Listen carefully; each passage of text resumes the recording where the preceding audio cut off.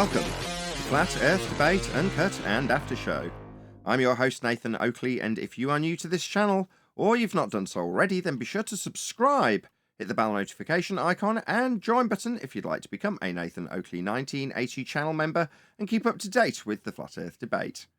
If you would like to support the channel, there is a super chat that runs alongside each of these shows while they premiere, and there's also a PayPal, Patreon and crypto link in the info box below the video.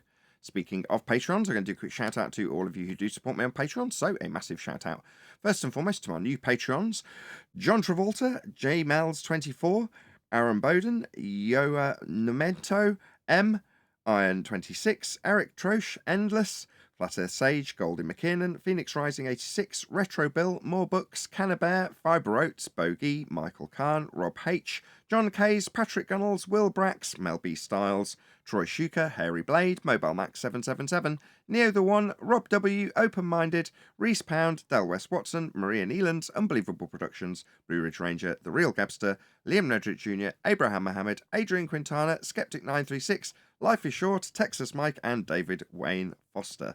So another massive thank you to all of you for supporting me on Patreon.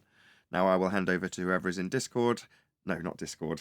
Gilded and G+, and you can enjoy their dulcet tones while I set up for today's live show.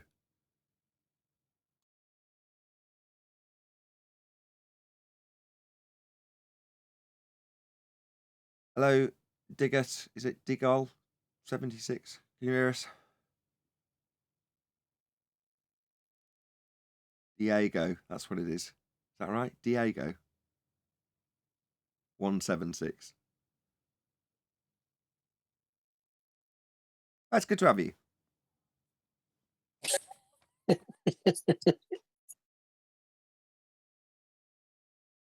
Anyway, how are you, Righteous? Very good. I'm about to have some tea. I didn't catch that last bit, so again. I'm about to make some tea. Oh, you're going out to make some tea? No. Oh, jolly nice. Well, I got a wireless headset I can move about as I'm making my tea and such. Hey, really is level. How you doing?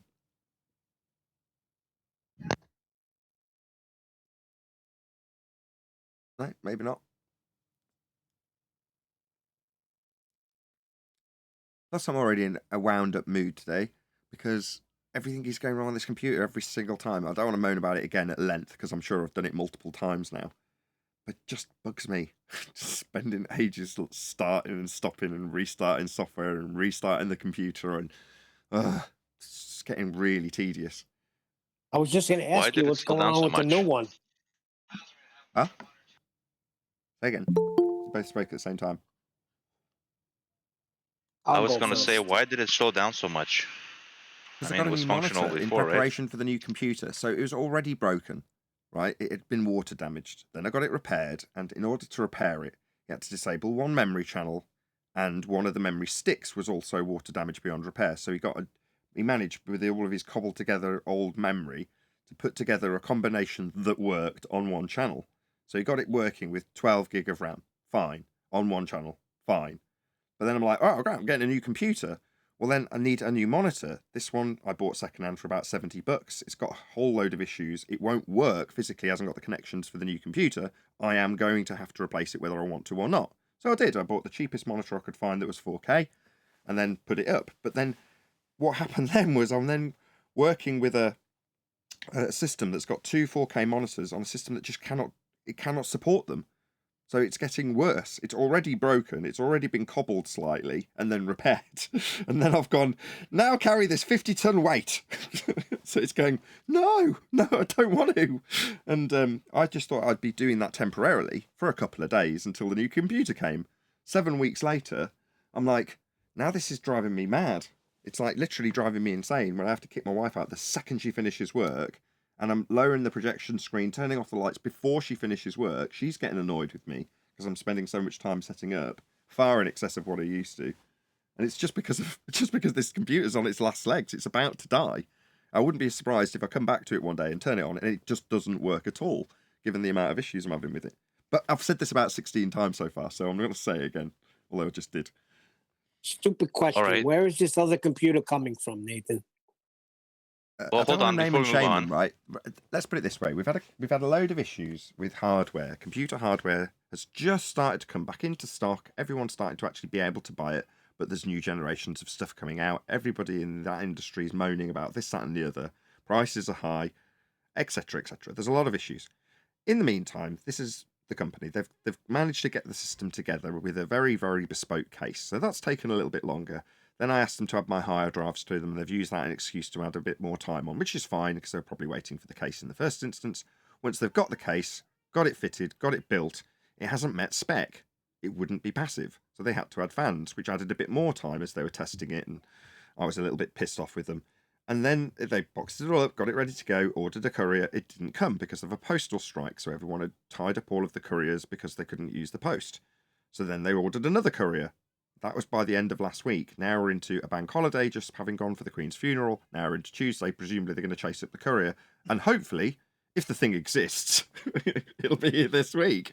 But, at this point, I'm starting to think, does this thing even exist? Am I ever going to get this computer? I mean, I might not. You just don't know, do you? I got a question. What? You're running 4K monitors, right? Can't you lower the resolution? Wouldn't that help a bit? Yeah, I have done. That was one of the first things I did. It doesn't help. Now I've just got everything overlapping again. So, yes, I can.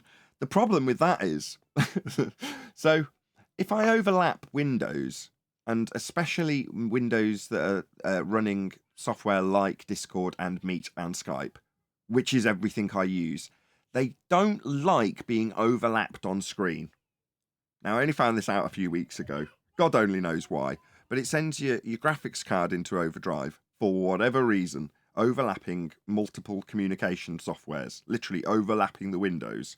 So I'm caught between a rock and a hard place. I really want to make the resolution bigger, but I can't because the computer just won't do it. It's beyond the computer's capabilities to do what I am currently doing with it. That's the bottom line. So subsequently, the camera is the last thing to get working. If I can get the camera to work, I go, right, it's all working, because that's the last thing. And typically it's the thing that crashes the most once you've got the other things to actually load and function. Then you get the camera. Then it won't work, so it crashes. So then you have to do it all again. And then if it happens enough times, if I do the camera 2 or 3 times, I'm just like, no, I'm not having a camera today. So there's been a couple of shows that I just haven't been on camera. Not for the want of trying. It's just I can't get it to work. Hey, 10. All right. Good morning. Morning, 10th. I'm hoping you all could do me a favor. I need as many people as I can get. I mean, it's been since 2009, the Yankees haven't won the World Series. But if I could get everybody in the Flat Earth community to sink along with me, positive thoughts that the Yankees will win a World Series, they will win. Really?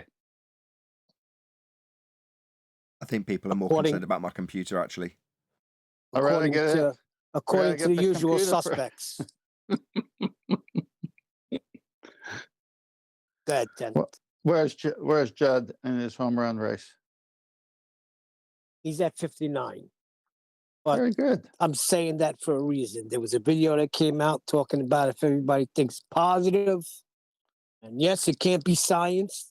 But imagine I can't be told to think this way and believe this. You're asking for curved lines to be straight, Neil. Oh boy, what has gone on? Hey, they're going to do well. They're a good team.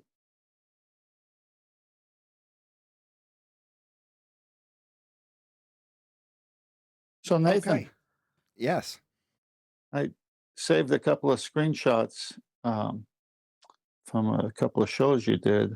I'm gonna post it so you could show it. I can find it. But hold on. Screenshots from shows. That makes no sense. Well, comments underneath your shows. God. Okay. Yeah. So one I did, and one somebody, a Flat Earth Sage did. Let me just find them here. Okay, got it. Should I be worried? Well, I got you worried. Because it's comments. Or if you trim anything from the chat or comments, I think, oh, right, something from the pits of hell. From the cesspool, you say. Oh, how interesting. Yeah, should I be worried? You shouldn't be worried at all. It's on topic. Well, one I did. So if you're worried about my comments, I guess you could worry. Oh, one of them's yours. Okay. Yeah. Okay. Here's the other one. In Master Debaters? Yeah, it's just going right there right now. So it should be there now. Yeah. Give my computer a second. No, you know what? I should have thought about that. It's all right. Maybe no, I'm there. So which one you got? Mine or the other one first? Yours. Bob said 4 years ago that science did not prove the ether. Do you want to carry on? Yeah, he capitulated this point. That was the live recording. He said, we capitulated this point.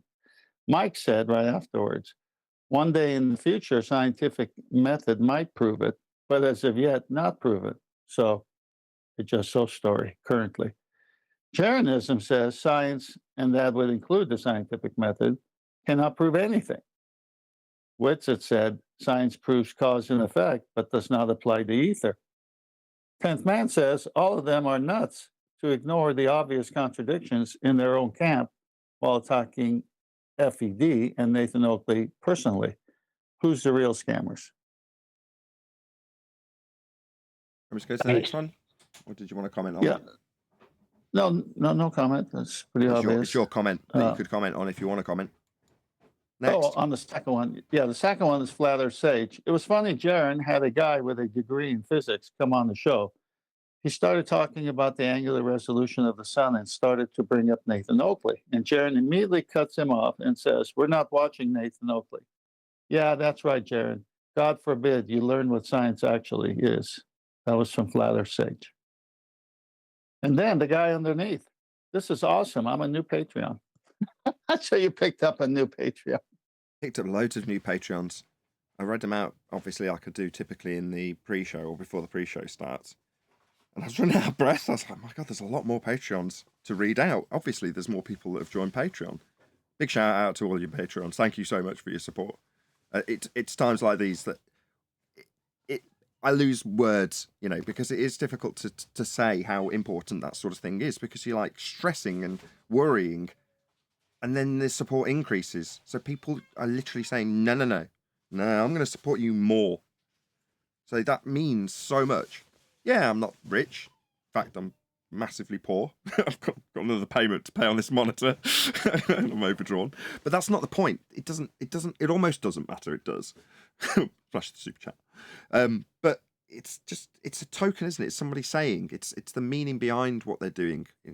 Yes, the money's good, but that aside, it's like somebody saying, I show you how much I want to support you more at this particular moment. And it's an important moment. I remember that, although the plaster has been torn off and that wound's long healed, 4 years ago, I remember the devastating effect that Bob had on this channel. So, it's going to be something I'm going to approach with trepidation. Wasn't good, fun thing to do last time. I knew it was coming. I was warned I'd have to do it one day. Didn't expect it would be with Bob. But, I was taught by a very wise teacher when QE explained that the sword cuts both ways. When you're chopping off globe heads left, right and centre with their lack of scientific validity for their claims, one day some flat earther's going to come and do the exact same thing and you're going to have to chop their head off too. The sword cuts both ways. I was like, yeah, no worries. Next thing you know, check out our ether gyroscope experiment. What? Oh God, here it comes. That was 4 years ago. Well, now here we are again. And last time, instead of it being massively to my detriment, this time it's been, people saying, no, it's been overwhelming, actually. You've picked out those two comments, and they were from before the weekend, like long before the weekend, actually. There's been an overwhelming amount of support from the commenters. And I read them all. So if you're a commenter, I do it every morning. It's one of my things that I do pretty much, in fact, before I get out of bed. It's the first thing I do. Go to the comments and have a look, see what's there, see if there's any troll comments that need to be removed. The usual deal if you're a YouTuber. But it means I read them all. So all the massive amount of overwhelming support, I had been tempted to do what you've done and trim them all out. The problem is that 90% of them are to Jaron's detriment, and I don't necessarily want to do it in the fashion that it would come across as, unless I really thought about it and spent more time than it's worth doing, to order them in such a way that it didn't seem like I'm just trying to bash Jaron or encourage people to unsubscribe from him, which I don't want to do.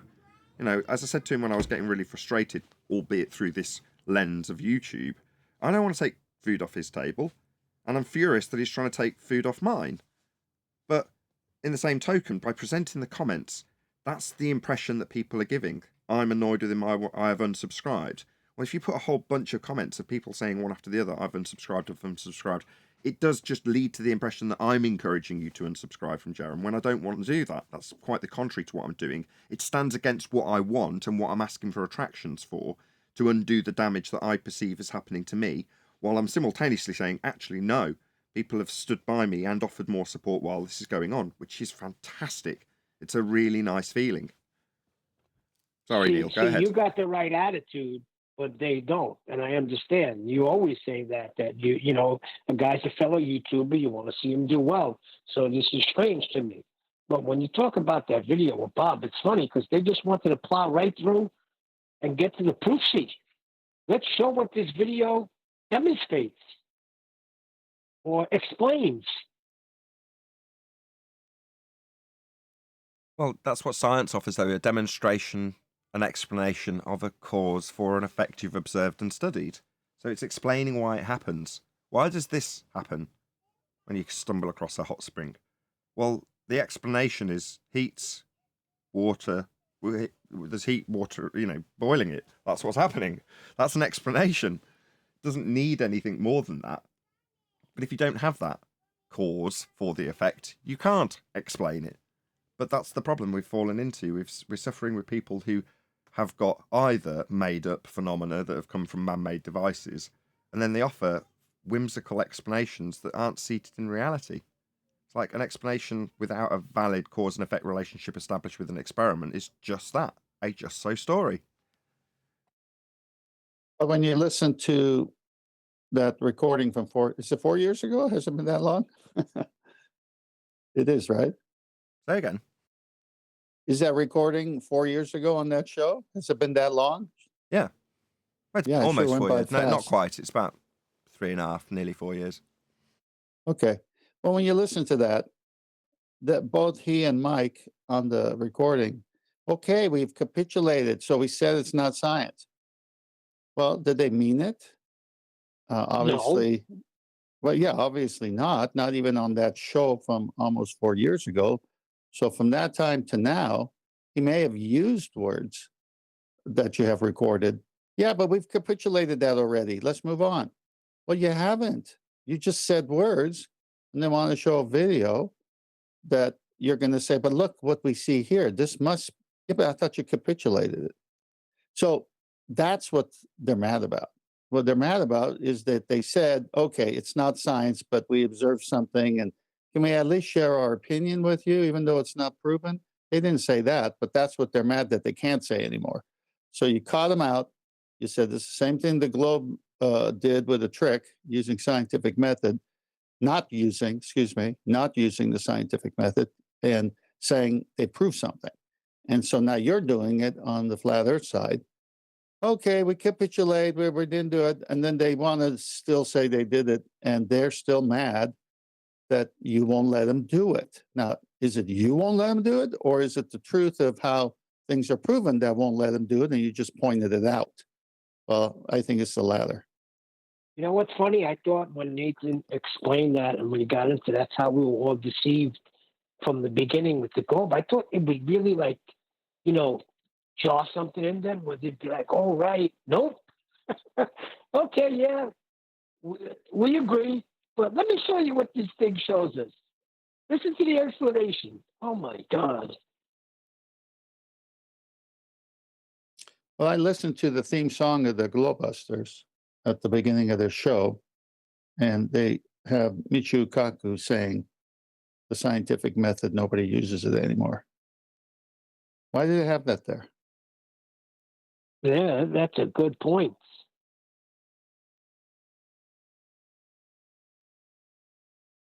Now you got this guy's latest 14-minute nonsense where we don't say everything's got to go through the scientific method. I know we don't say that.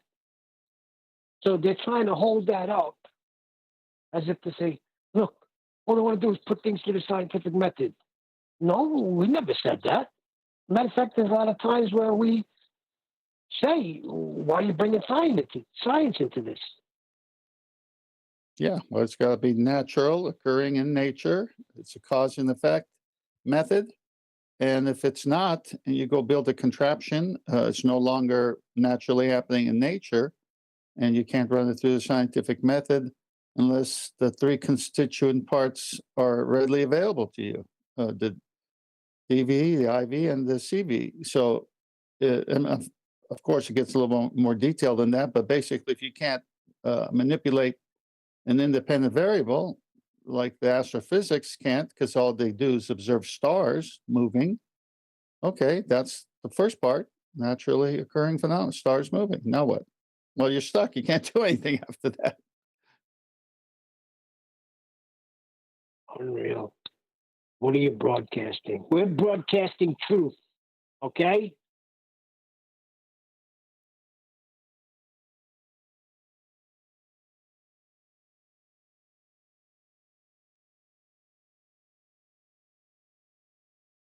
Weather changed immediately, did it not, once we got into this month? Again? Yeah, I said the weather was hot. Well, we get really hot August in Southern California. As soon as it got to September, bang, it's a whole new season. It's like cold. There's something that gives me hope. I was watching a guy called Carl Jobst, and Carl Jobst is a Perfect Dark and 007 GoldenEye speedrunner from, well, it's still till recently, but he's now a commenter, a YouTuber, talks about video games, covers topics, covers people cheating, things like that.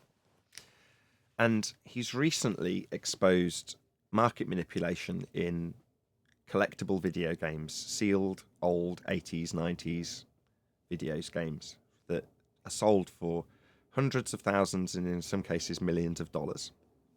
And what he did was he went through the company, Water Games, and this other affiliated conflict of interest, according to him, associated auction house that were auctioning off these games, some of them that belonged to the people that were directly associated with the auction house. And he basically exposed it. Now, one of the people who he was basically challenging or exposing, if you will, made a response video. And what Carl Jobst did was went through the response and just highlighted all of the fallacious reasoning behind what he's doing. So while I listen to you guys, because I've switched off to this, the guy's Jaren, he's dead to me. So I'm not watching him. As much as I wouldn't say this necessarily on the live show, but I haven't subscribed to him. And I don't want to know what he's doing anymore. I don't care. Beyond him being a useful tool for showing what science is and isn't, I don't really care about him anymore. Does that make sense? But with that sort of impartiality in mind, that's how Carl Jobst is approaching his discussions of the response video he got from Heritage Auctions and Water Games in regards to the market manipulation of this bubble being created in sealed video games. But seeing him just take apart fallacious arguments made me think, well, this is your average Joe. This is just some Aussie guy who plays video games, who's looking at something, in this case the market, doing a bit of research, and he understands fallacious logic. So he's pulling it apart, the response that is, based on its lack of address to his actual points. And while he was doing it, I was thinking, that's what we do. That's what we do. So I'm listening to you guys telling us about how, am I right in saying the Globebusters have asked how we're broadcasting or something along those lines? You're like, right. In a very Carl Jobst-esque manner, this isn't attacking our argument. The issue at heart, the concern, is that I've been called a scammer because I say science proves things. I've then gone on to demonstrate multiple examples, getting ever and more dumbed down as they go, to the point where someone contacted me on the phone. I won't mention whose name was, or their name. I've already given away its mail. Was But they were like, what if you approached him and just, dumbed it down a little bit further to something that's not even within nature, and talk about a light switch being flipped on and on, and just put that through the logic gate so he understands the relationship. I'm like, look, man, we're normally talking about the delayed choice quantum eraser experiment when it comes to complicated science subjects. Arguing with people over wave particle duality and things of that nature. This is an argument about boiling water. I've dumbed it down far enough. The answer's no. What more do you want? How much more dumbed down can we get this? Right? That's the argument. Not about the examples within the argument, just the argument. Does science prove things or not? Because if they do, then I'm not a scammer by Jaron standards. If they don't, well then Jaron's right. I'm a scammer because obviously science doesn't prove anything. Ergo, I'm a scammer. That's the argument. So we've done our bit. We've shown you the logic. If A, then B, or if A, not B. Put it through the method and vary A and see if it causes B and see if you get the effect you're studying. Or vary A and see if it doesn't cause the effect you're studying. In either event, you're proving one of the outcomes, therefore proving something, therefore we win, therefore the end of the argument. Now, that's all it's ever going to boil back down to. Science proves things. It's a method that's empirical. That's why it's used, to prove things. Simple, right? So beyond that, there's no other discussions about why am I broadcasting? Am I a nice person? Have I said he can get run over by a bus because he's dead to me, metaphorically speaking? None of these things are an issue. All that's at issue is, am I a scammer for saying science proves things, as Jaron has claimed? That's it. The answer is no, I'm definitely not a scammer, and yes, science definitely proves things, and we can show how it has advanced humanity and stopped people dying, and dumb it right down to, if heat then water boiling, so that he can't understand and asks why we're broadcasting? It's pathetic. Yeah, it was similar to that. It was basically that, because they're holding up some things that can't be science, like conscious thoughts, and everybody thinking together positively, and you're in a stadium at a ball game, and what's the thing they say? You can feel the energy. Non sequitur. Exactly. That has nothing to do with it. I don't watch their shows or anything. I've just picked up on the replay on your shows was enough. I don't think Jaron is a scammer, and I know you're not. The problem is, why is he doubling down and tripling down on this anti-science rhetoric that he is saying, when we all agree pseudoscience should get that lashing of the belt, but not real science. In his world, there is no real science. I was almost done. In his world, in my mind, he's got an antagonistic view of science altogether, is what's coming out, where there's no good science. In our world, they took good science, used the badge of it, and shoved pseudoscience to everyone. And we're clearly showing that there are good car mechanics still out there. So don't be pushing the bad car mechanics to us all the time. And it's the same thing here. Pseudoscience is the bad car mechanic, and you still have good car mechanics, and you still have a car to get fixed. Yeah, I think Nathan's caught in the crossfire. Their war is against science. I think Righteous was next. I'll say this quick. You said it right in the sense of like their world and our world.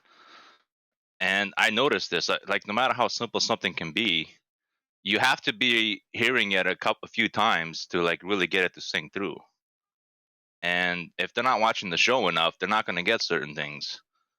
Right? And it's like vice versa for like their world, right? They hang around their world and they hear their stuff, and then they become more convinced about what they're hearing, right?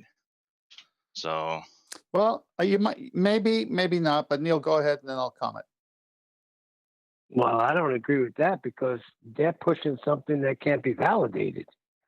I mean, this is just an opinion, a feeling that they're pushing, and they want everybody else to jump on it. But it's nonsense when you break it down. All right, my comment to that, haven't been around for the breakdown enough.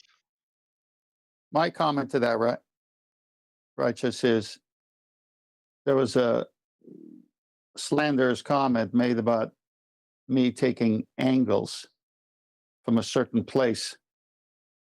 And rather, and this is from Jared, rather than saying the angle argument and the sextant and using it simultaneously from their to their audience as well as our audience, that you can't get a elevation angle from a curved surface.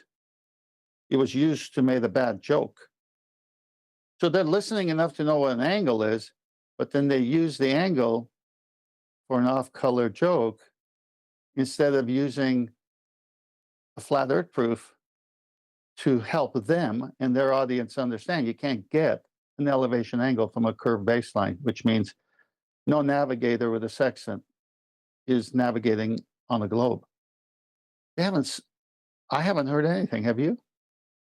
No, and to back that up before you say something righteous, I do look into what they say. I do look into the people like Oliver Heaviside and Tesla. And when you start reading the stuff that they spew, you see that they just take the first few paragraphs of these guys and that's what they shout from the mountaintop. So maybe that's what they're doing with our stuff. They're taking a few paragraphs and they haven't been around to get more paragraphs. No, you didn't hear what Tent just said. That's no. They know the opposite. argument. They know what the angle argument's Yeah. for, and it's a strong one. But instead of using it properly, they use it for off-color humor. Yeah, we got that. You're just not picking up what Righteous is putting down. No, I am. No, go ahead. Say it again. Well, just like with the scientific method, okay? Even though it's very simple and it's very bare bones, because I heard it enough times, I got the kinks worked out of it, and nobody can really throw me off as easily as before. That makes sense a little bit? Yeah. No, yes. that's no argument. No argument there about any subject that you get a better knowledge of. But how does that compare to our very capable minds over there? Okay, before I had this scientific method down before, I too fell for the parlor trick of science doesn't prove something for a bit. Just for a bit, okay, until it got cleared out. So I too fell victim for this, okay? That's what I'm saying. Hamlin's razor. Okay, but I'm saying this through experience. Yep. No, Hamlin's I know. razor. What's Hamlin's razor? What's Hamlin's razor? Hang on. Huh? What's Hamlin's razor? Don't apply. Oh, come on, I know it. Don't attribute to malice what could easily be accounted for by stupidity. Yes. Yes, that's fine. I hear Righteous saying it, and there's subjects that might take me 5 listenings before I get it, but there's subjects I only need to hear once before I get it. And maybe the guy who got it once on the one that took me 5, he needs 5 for that one. We're not talking about differences of learning by different people based on how their synapses are hitting their brain. Okay, that's not what I'm addressing. This has been around for a long time now, 4 years, almost. Okay, they know what it is. They know what it is.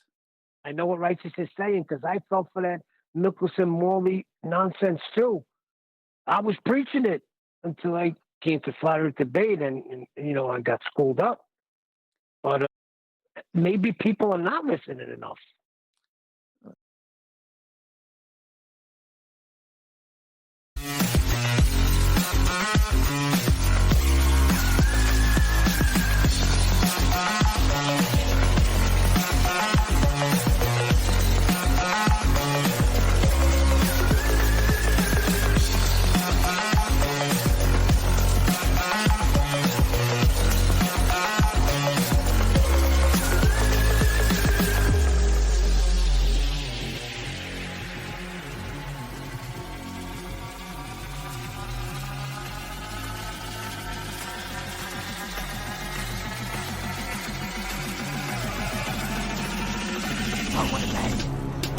Welcome to Flat Earth Debate Live.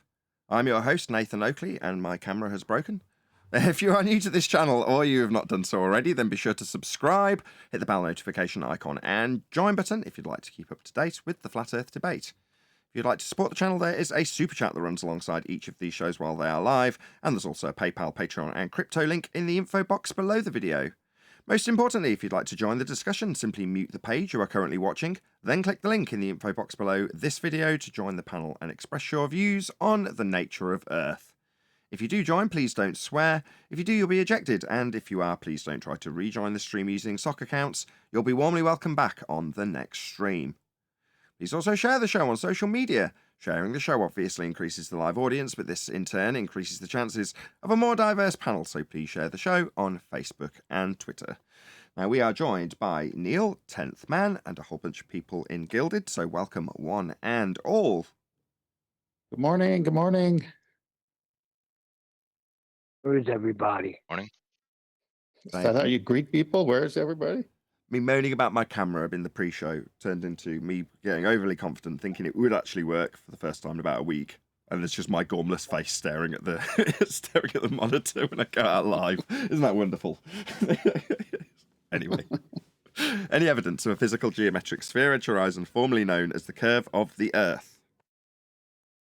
No, you would need a radius value, and that radius value would have a limitation at the observer's height based on it, and Black Swan destroys that. So there's no Earth curve, there's no radius value to even give you Earth curve.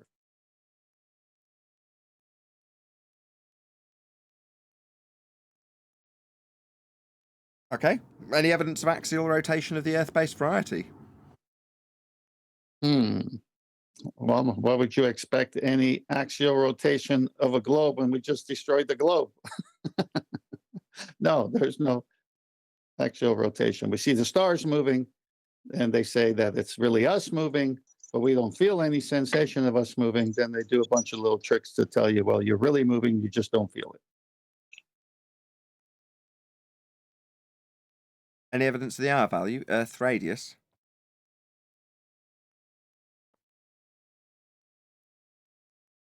Well, the first 2 points would have a chance of existing if there was one. But since there isn't one, goodbye to the first two as well as this one. But that's what the show is about. We're asking for it. Where's the R value?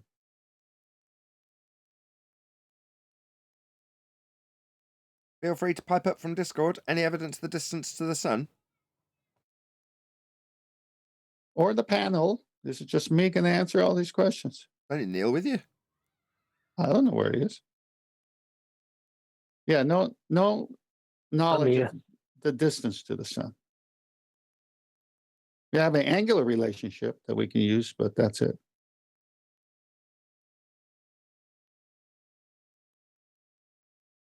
Any scientific evidence of gravity? Which one? Because you know there's 3 gravities now. 3? There's also flat Earth gravity. Yes. Oh, right. Hey. No, I don't know if I'd count that. Hello. Where's everybody? There's no mainstream flat Earth gravity. A small faction in a small pond of flat earthers claiming that gravity is real doesn't constitute there being a flat Earth gravity. There's Newtonian, which is the notion of mass attracting mass, and there's Einsteinian, which is the bending of a fourth dimensional space-time. But where in the annals of history are these flat Earth gravity declarations written down, Neil? Hello, can you hear me? Yes, we hear you, Arwin. Bloody hell. And don't ignore me when I say mean, hello. It's good to have you. Hi. Well, How you was come your day into off? you come into the show, Arvin, while someone's talking. Hello, good morning, instead of waiting for a pause. I've been sat That's here for true. about an hour and a half, Arwin, and we've only just started the live show, so I'm just in a bad mood. What? I've been sat here for ages trying to set up the show, which doesn't work very well. I'm just getting more and more irritated as the days go by. Oh, technical issues still. Yes, Hmm. non-stop technical issues. Okay. Fun. All right. Anyway, scientific evidence of gravity is where we're at. Your response, was it, Neil? Which one? We've got 3? No, we don't. Well, there's many types of gravity, just none of them have actual phenomenon. So what's the contrast to gravity? Relative density, this equilibrium?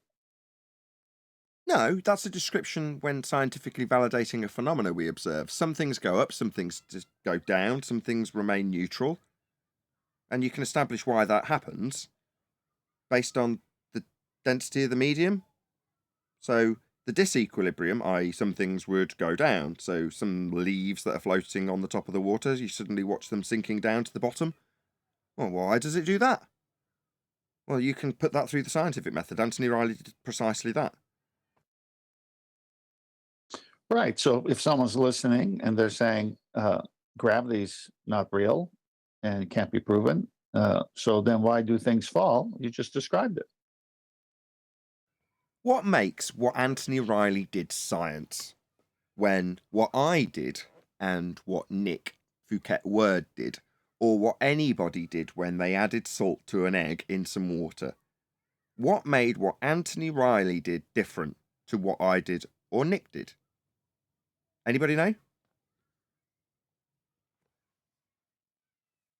I'll tell you. He followed the scientific method. Step 1, observe natural phenomena. I've already detailed it.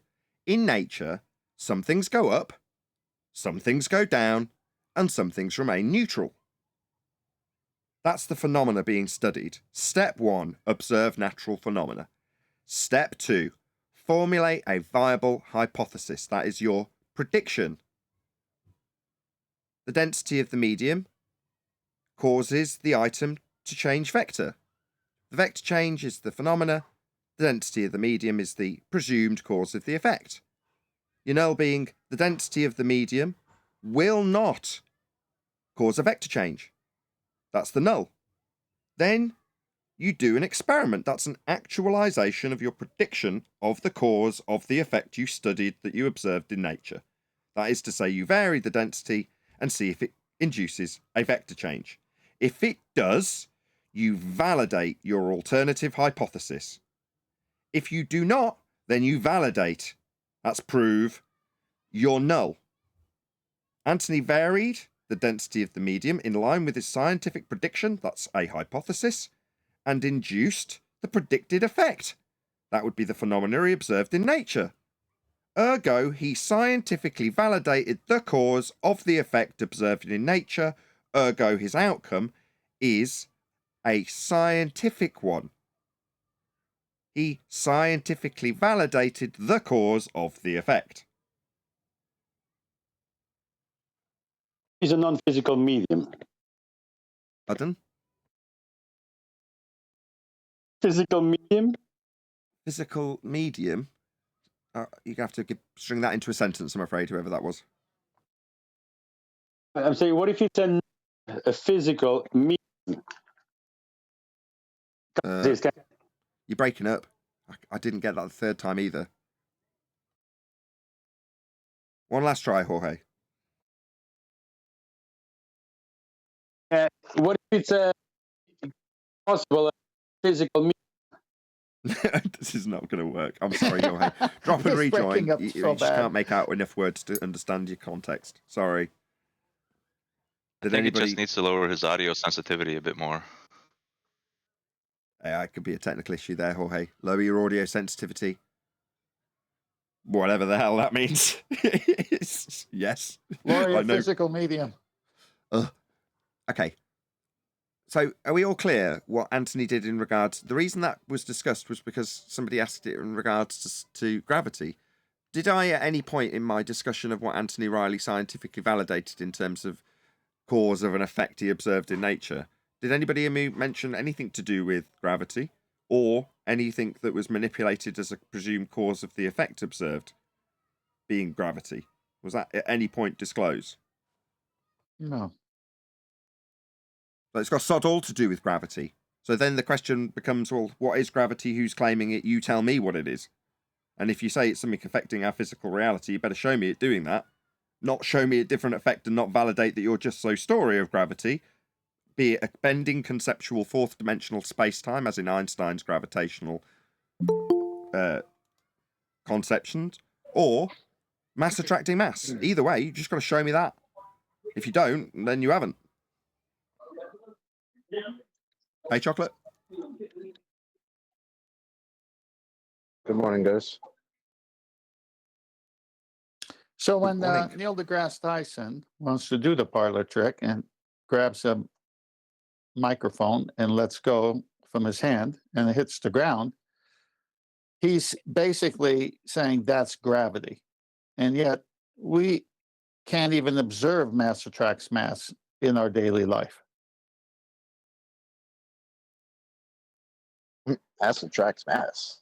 What year is it again? thought that was the old and busted. 1907, it was superseded. Model. Yeah.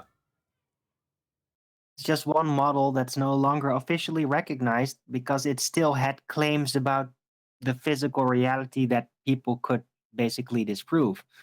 Einstein's version was much more convenient because it draws it all into math and then keeps it there. I think it was 1905, not 1907. So it's coming up on 108 years out of date. Yeah, it's definitely old and busted. They need to move on to the new hotness. Oh, but hold on. They still did use it in the moon landings, though, to determine the gravity of the moon.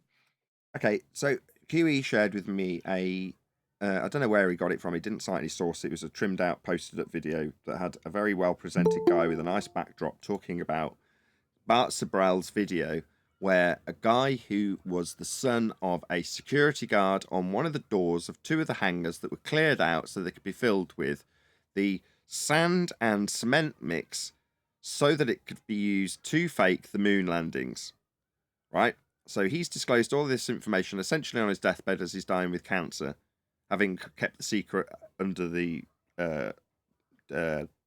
orders, if you will, of his father to not disclose this information ever, on pain of family suffering at the hands of the government, according to what he said. So I listened to his entire spiel on his deathbed, so to speak. That has now made its way to other reporting outlets, of which I don't know. I haven't had a chance to discuss it with QE.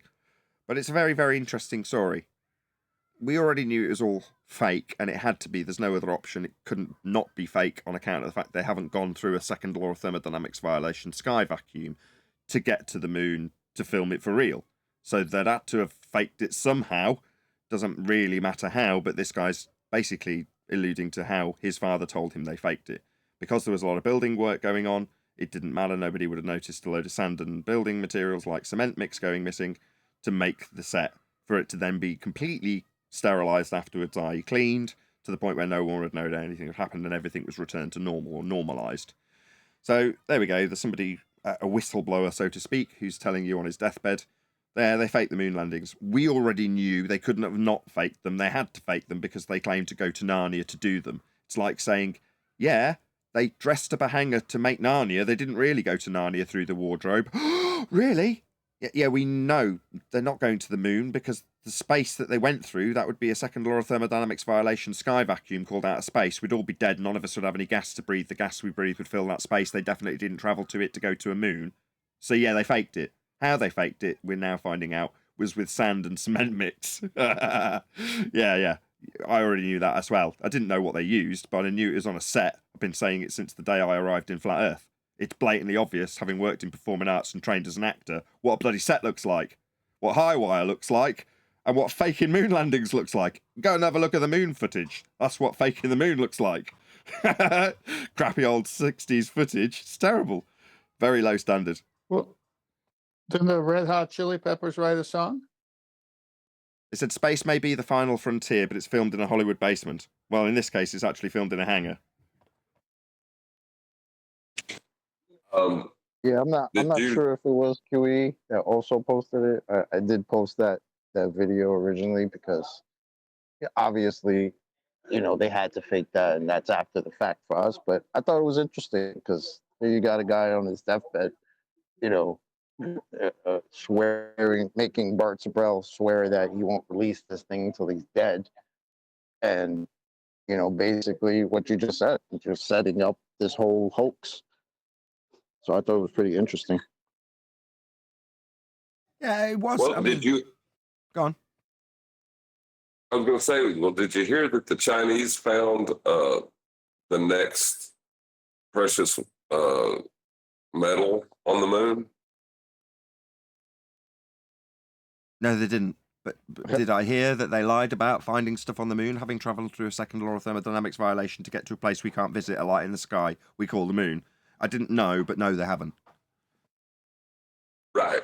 So, but anyway, they've got people believing that we need to go back to the moon now because China has found a special rock on the moon, and they're going to start mining there in Narnia, and we got to get to Narnia first.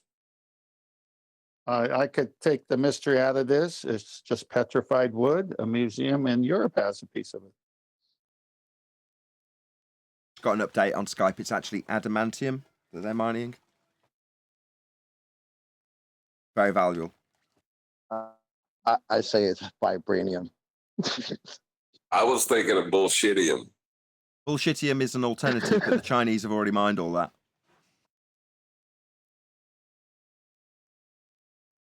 Along with the Chinese. It's funny that when the Chinese had their fake moon landing, like I heard like a lot of their pictures they had to take off because it's like they didn't even it didn't match up with what it looked like on the moon. So a lot of those pictures you can't even find now. I did save like 2 of them, but it was like funny because you see like their rover coming out of the thing. It's like it's so ridiculous. I don't know how people believe any of that crap. That's a good question. I was hoping you'd end on that. They don't even know about it. So this is one of the things I've taken upon myself to actually ask people about. So while prior to this, the last thing I was asking people about was Spaceman or Starman or something like that, a guy in a Tesla. Hold on, there's a guy climbing up literally up my wall on the ladder to clean the windows. So if there's a lot of noise, my apologies. Anyway, that was the last time I actually took it upon myself to ask people around me, my family and friends, what do you make of this? And was it Starman? Yeah. Okay. I believe so, yes. The guy in the dummy in a Tesla shot out into space, so real it looks fake, or whatever the quote from whatever his name is, Musk. Anyway, I've recently been asking people. You can tell it's real because it looks so fake. Boom. Right. You can tell it's real because it looks like fake. It's so fake. Or whatever that comment comes from. Starman being shot out in a Tesla Roadster into what they claim is space, but looks so incredibly CGI because it is. It's just their, second-rate version of NASA, who are genuinely on the cutting edge of cinematography, unlike Musk. But his second-rate attempt was, it's real because it looks so fake. Yeah, okay, whatever you say. Anyway, I get to my point. I've been asking people, what do you think of the Chinese there landing on the moon? Nobody, without exception, not one person I've asked so far around me even knew that was the case. It hasn't made it out into our mainstream media enough for people to be even asking about it. So when you say, well, did you know they'd landed on the moon, the Chinese? Most people go, no. And then you start presenting them with the absolutely atrocious footage that Chocolate was talking about. And they go, really? They can't go. It's another one of them where they say, yeah, but they're not pretending this is the actual footage from the moon, are they? And you're like, hold on, this is your narrative and your religion that we're going to the moon, not mine. Why are you asking me if it's presented as real? You should be selling it to me, not the other way around. Exactly. We're going to have Chinese It chopsticks. happens all the time. Sorry, buddy. Lunar chopsticks. Again, Jorge?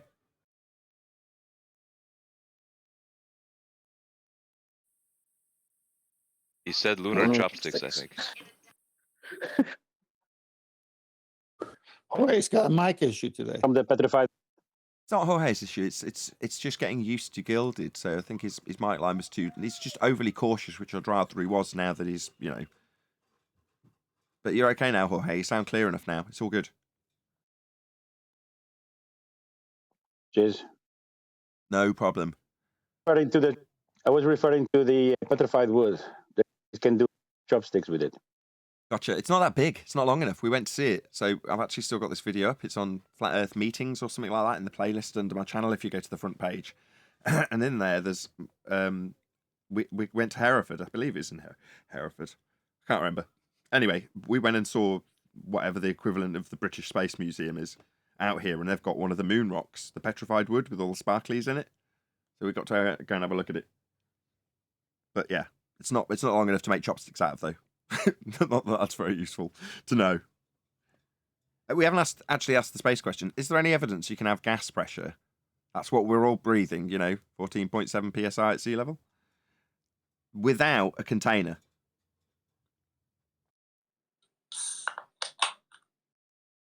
Did you say PSI?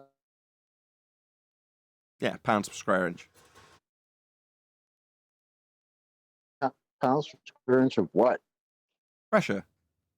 Force upon the wall of the container.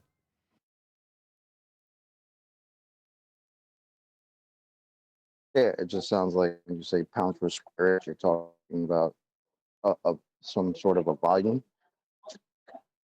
I don't know how you'd have that in the great expanse of space. Not sure how that works out. Imagine a tire. Well, when you measure it in PSI, you're measuring the force per square inch of the tire. The force on the rim and the tire combined is the square inch that they're talking about. The container. So we're saying, given that we have gas pressure that we're all breathing, how do you have that gas pressure without the tire? Because the world is described as a wheel, a circle, but spherical instead of circular, like a car tire, but without a tire around it. But it's got gas pressure clinging to the edge of the rim of the wheel without a tire in the heliocentric world.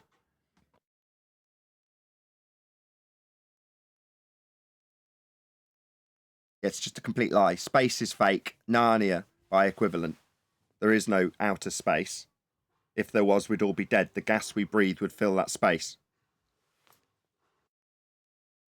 Any evidence of a self-perpetuating... Go on, whoever in Discord. Discord. I am. Whoever said I was like, no worries, I'll get used to saying gilded. You will hell. Go ahead. I'd have way better CGI if it was fake. Than Musk.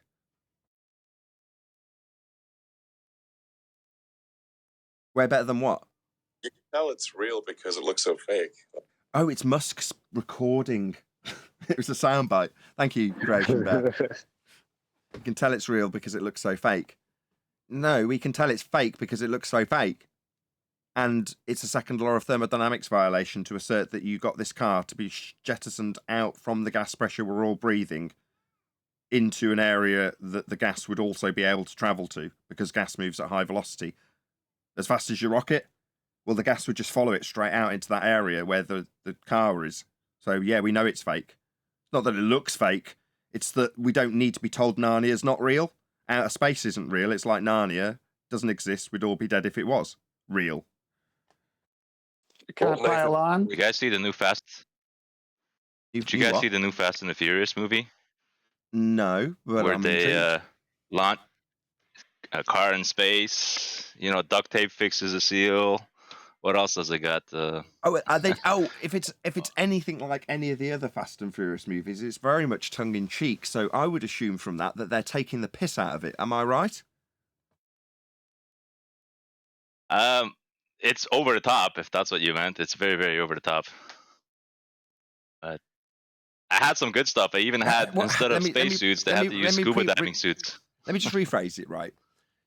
If you think back to some of the older Fast and Furious movies, for example, when you've got like a muscle car firing out wires in a crossroads and then doing donuts to spin cars around in a cross section of the city, right? Now, typically, when I talk about suspending disbelief, right? In the Fast and Furious movies, you go into those movies knowing that it's like James Bond, but so much more that it's ludicrous to ever assume that you can jump over buildings in a car. You can get a Zonda to jump out of a high-rise building. It's ludicrous, and people understand that, right? So, with that in mind, people are going to be watching the same narratives of space with that type of suspension of disbelief in mind. I know it's silly, but it's a bit of fun. Putting tape on stuff in space. I know it's silly, but it's a bit of fun. Hang on a second.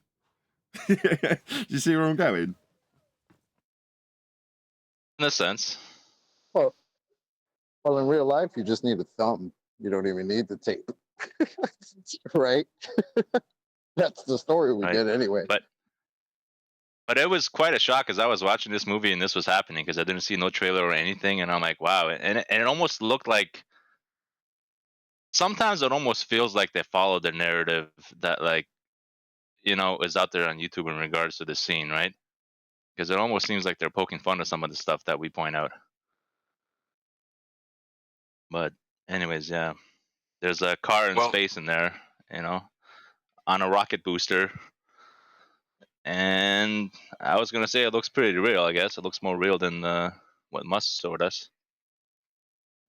I think it looks so ridiculous and impossible. But anyways, I think you guys. It's just more Musk quotes from Creation Bear. Go ahead, Creation Bear. Let's hear it. Well, I think it looks so ridiculous and impossible. Oh, yeah. And he says that before he says I think you can tell it's real, that it looks so fake.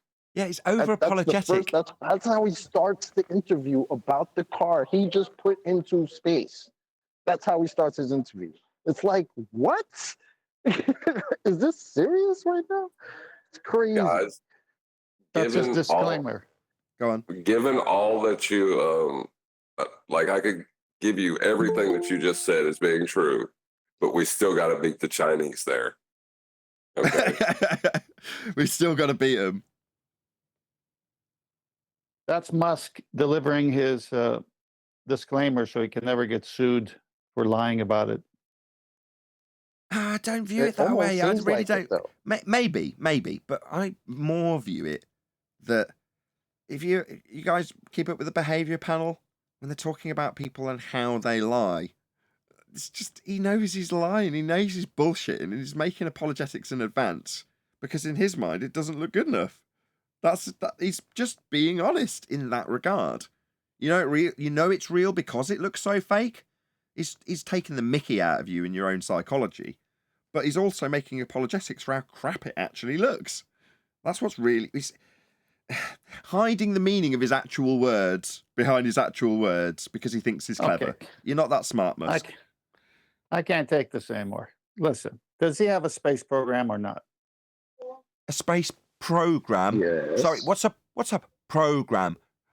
Oh my God, I'm going to get riddled if I need chocolate. This is what this is. What do you mean riddled? This is what this is. This is magic. What he's doing is magic. I'm trying to explain the magic, but then I need you to play along. So, when do they portray Tesla himself, Mr. Tesla being Elon Musk in this instance? When did they last portray him in a movie? And what was the name of the movie? The Prestige. The Prestige. And what's the Prestige about? Magic. Magic tricks. But they also mislead you as you suspend disbelief about what has led you to believe in some way true story because it's about a man called Tesla in that regard. It's not. It's about a couple of magicians and their strife between each other. But it's primarily about Tesla because the magic trick they're talking about is a teleportation magic trick device by way of the Tesla's free energy bullshit, right? That's what the story's actually about. But it's about magic like it's the illusion of the trick, right? And the prestige being the reveal at the end. So the example they give in the movie of what a prestige is, to bring this back to what magic isn't, because I'm saying it's just words. Spelling, grammar, grimoire. Look it up. That's what we're really talking about. But they allude to Tesla doing magic tricks. Illusionary. Smoke and mirrors, if you will. And the prestige is the reveal at the end. You crush the bird in the table, and then when you pull it out from in your sleeve, it makes it look like it's teleported. Isn't that magic? Until you know how the trick's done. That's the idea. But this isn't what magic really is. Magic are the words that we use. Now, they can give you away as much as they can cast the spell you're trying to cast. And in this case, the spell is space. In this case, the magician is Elon Musk. The problem is, Elon Musk's not a skilled magician. Now, who is a skilled magician? someone I've got admiration for as an actual magician. I'll tell you, Tyson. Neil deGrasse Tyson is an exceptionally skilled magician. He can cast really good magic spells. If you want to see an example of a magic spell that worked on multiple levels across multiple denominations of people, look at him slapping the beach ball. Yeah? And saying, that stuff is flat. That is an incredible magic trick. Really, really well executed. Works on many levels. It's superb. Contrast that with, it knows real because it looks so fake. Yeah, just get a grip, Musk. You're not a skilled magician. Look at how the good ones do it before you start going on telly and talking about your crap footage. You got to sell it with the pizzazz of Tyson. That's a skilled magician. You don't see the curvature of the earth. Chance to answer it. Got some great sound bites going on today from Creation Bear with his sound desk. I was going to say, Neil deGrasse. You're making a great point there. Like, Neil speaks with so much more conviction, doesn't he? It's not yes, that's part of it. Yes, the gab is part of it, but it's not the main essence of the trick. The main essence with Neil deGrasse Tyson and his trick is how he spins the words he's using into a clever. Let's give you a different example. When he talks about the ball curving through the goalpost, right? If you actually go and analyse what he actually says in detail, he's not careless enough to say specifically because the earth turns under the football. He never says it in that context. He describes it and he's like, and it moves a little bit to the left. That's him describing how earth turns underneath. But he's doing it with body language, with muttering tones, but giving you just enough information to understand in your mind what he's saying. You don't, though. He's saying earth turns underneath the football, but he never says it. That's skill. He says earth's rotation. Did a quick calculation, and I tweeted. The winning field goal in that game was aided by a 1/3 of an inch deflection to the right from Earth's rotation. Yeah. Extremely skilled magician, Tyson. Shout out to my boy Creation Bear with the sickest soundboard ever. Hey, y'all rumpus my pun. Y'all wouldn't let me throw my little 2 cents. Go on then. They would have just deflected to the right, 10th. Oh, we got ahead of him with the magic speed there. Did you steal his pen, John? No. It's old and busted if I say it now, but I'll wait for another day. Anyway, That was his best driving magic trick, I think. The point I'm driving at is the magic is in the words being used, right? How it gets sold is people sell things. Yeah. Products, concepts, they don't sell themselves. People have to sell them.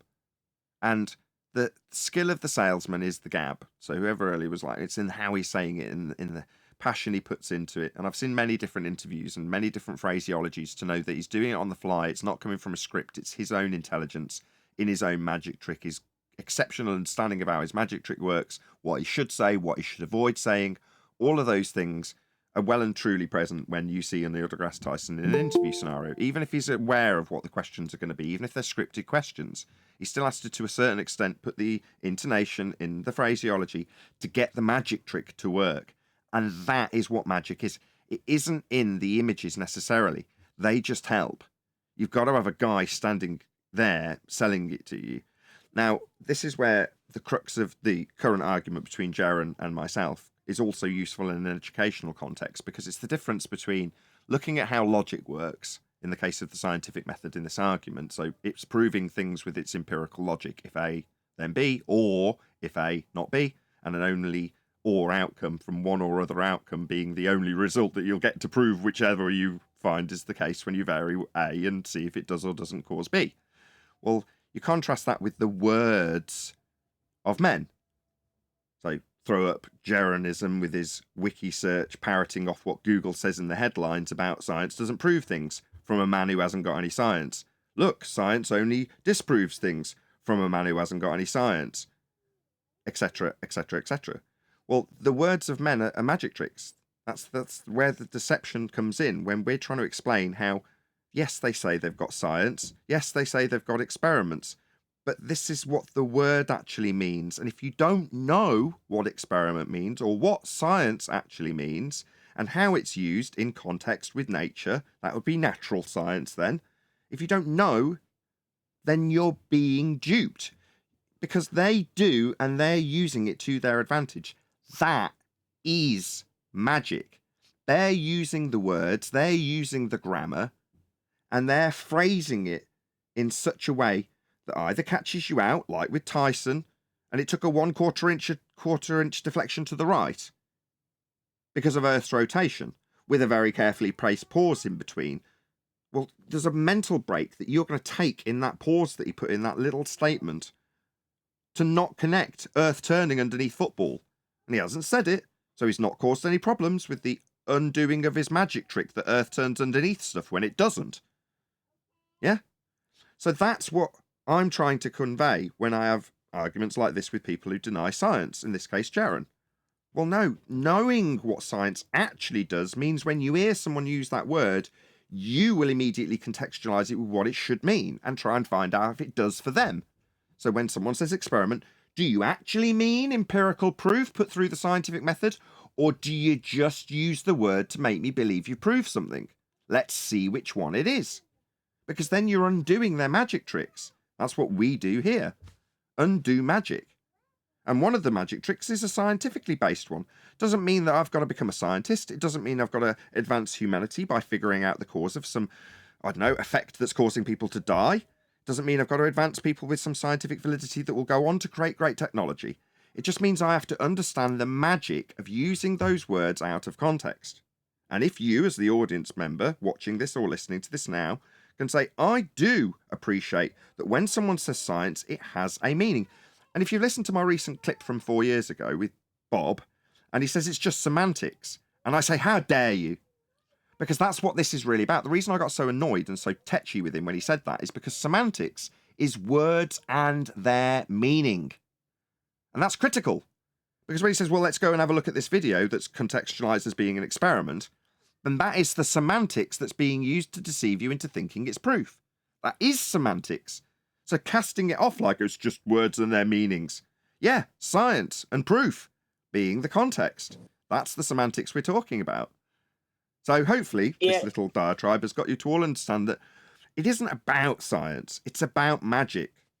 And magic is how you get deceived, and some of those words might have a scientific proof alluded to in the words, in the magic. Go ahead, Neil. You exposing his magic trick. That's why he got so upset. Exactly. Bob's casting a magic spell that is the same magic spell that is used by globe believers when they say they've got experiments to prove we're on a globe. To say you've got experiments to prove we've got ether is the exact same magic trick. That's why I'm being called a scammer, because I exposed the magic trick. The guy at the back of the theatre who says he's got 2 birds when he put the first bird into the cage and killed it in a magic table that crushed the entire cage, he didn't tell you he'd got a second bird. So the guy on stage says, remove that scammer. I was about to say, that's the reaction you get from a magician called out on stage whenever you call out his trick. You know, they're going to defend themselves in their minds. They don't want you destroying the illusion. You know, there's levels to this shit, though, right? So I would say, like, yeah, there's like the kind of subtle magic trick that somebody like Neil Smoking the Grass Tyson will do. And then there's a more blatant kind of just, I guess it's the Jedi mind trick, when they literally tell you to think of something else. Perfect example, Mr. George Muser. We must consider Newtonian gravity as a force. Doesn't mean it really is one, but we don't have to work at the really is level. End quote. Now that's a man telling you that something that's not a force, you could just think of as a force.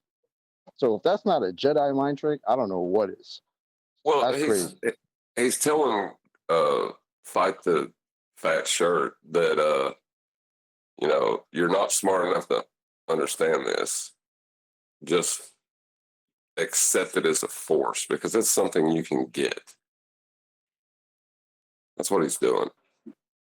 Yeah, even if it's not really his level.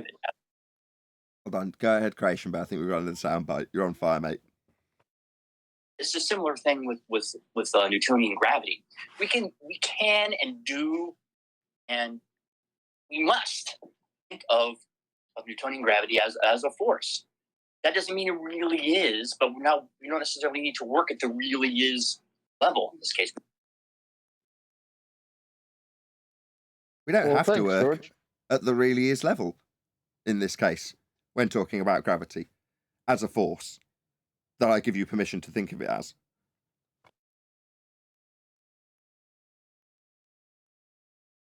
I think that's just a devastating quote. I actually couldn't believe when he said that.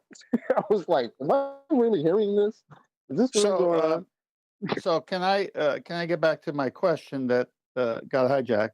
Does Elon Musk have a space program? Yeah. Okay.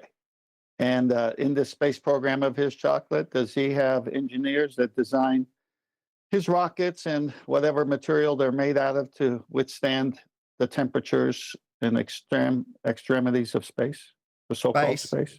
Sorry, come again? In Narnia? What's to concern yourself with in Narnia? No, in Narnia. This is a Narnia conversation. Yes, I admit. None of it is real. This is all Narnia. Let me have my Narnia with chocolate. Sounds like a nice dish, too. Narnia with chocolate. So, chocolate, play along in Narnia. Yes, supposedly there are engineers and stuff making stuff for this guy's space program in Narnia. Yes. Yeah. Sorry, it's loud over here. Yeah, and did he not say that was a production car off the factory floor that they launched into space? There was nothing special about it? Yeah. Supposedly that was the story. Yep. No modifications to it. Yeah, no modifications. What I heard, yeah. So this is all Narnia now, so don't jump down my throat. So supposedly when we see the video of that Tesla car with Spaceman in there, we are seeing the dashboard that's not melting and tires that are nice. And I think it's like over 4,000 degrees at that place that they say it was. Now, if that isn't a clue that you're being tricked, I don't know what is. But there's no gas particles to interact with the matter to melt it. So that's the reason it doesn't. You want to repeat that again? There's no gas particles to interact with the matter to melt it. That's why it doesn't. So then why did the astronauts have to have all that protection, and why does the outside of the space shuttle have things protecting it if there's nothing to protect? Have a quarter of an inch of aluminum foil. Yeah, I wouldn't call that protection. We've got a couple of examples on screen, right? So we've got Mega Maid, and we've got a man in a spacesuit doing a spacewalk. Okay, so these are the two examples. Yeah, so she's fully protected with that dress, and the vacuum will work with a battery on it because there's no particles out there. Right, there's no particles out there to melt her. And the reason he's wearing that suit is because it's a vacuum. Wait, I thought the new canon story was that the atmosphere extends to about 390,000 miles away. What happened? How is there no gas up there now? Well, it's a differential. It's really, really low at this point. It's like 10 to the negative 3 torque. Okay, so here, this bit here where my mouse is on screen now, right? This is space, outer space, right? A sky vacuum? Well, that's claimed to be 10 to the minus 17 torr, isn't it? Yeah. And this is a cloud. Yeah, that's pressure right there, yeah. So this cloud, a high pressure gas is next to 10 to the minus 17 torr vacuum with nothing in between it. Correct?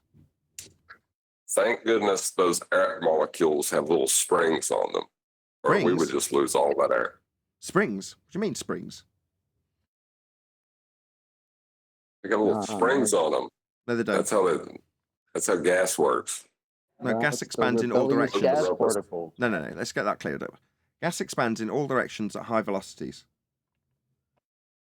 No, the Rumpus 2022. That's right. Rumpus 2022. That was my citation. Gas has little springs on it. What? You not remember Rumpus saying that? When you think about it, think of them like they've got springs on them. Yeah, he definitely did say that. You don't remember that? Okay. The Rumpus. Okay, let's just say I've got a little ball, like a tennis ball, right? And this tennis ball, I'm going to throw it, but when I throw it, it's going to carry on in whatever direction I throw it in. Yeah? That's a bit like gas behavior. Now let's take the same ball and attach springs to it.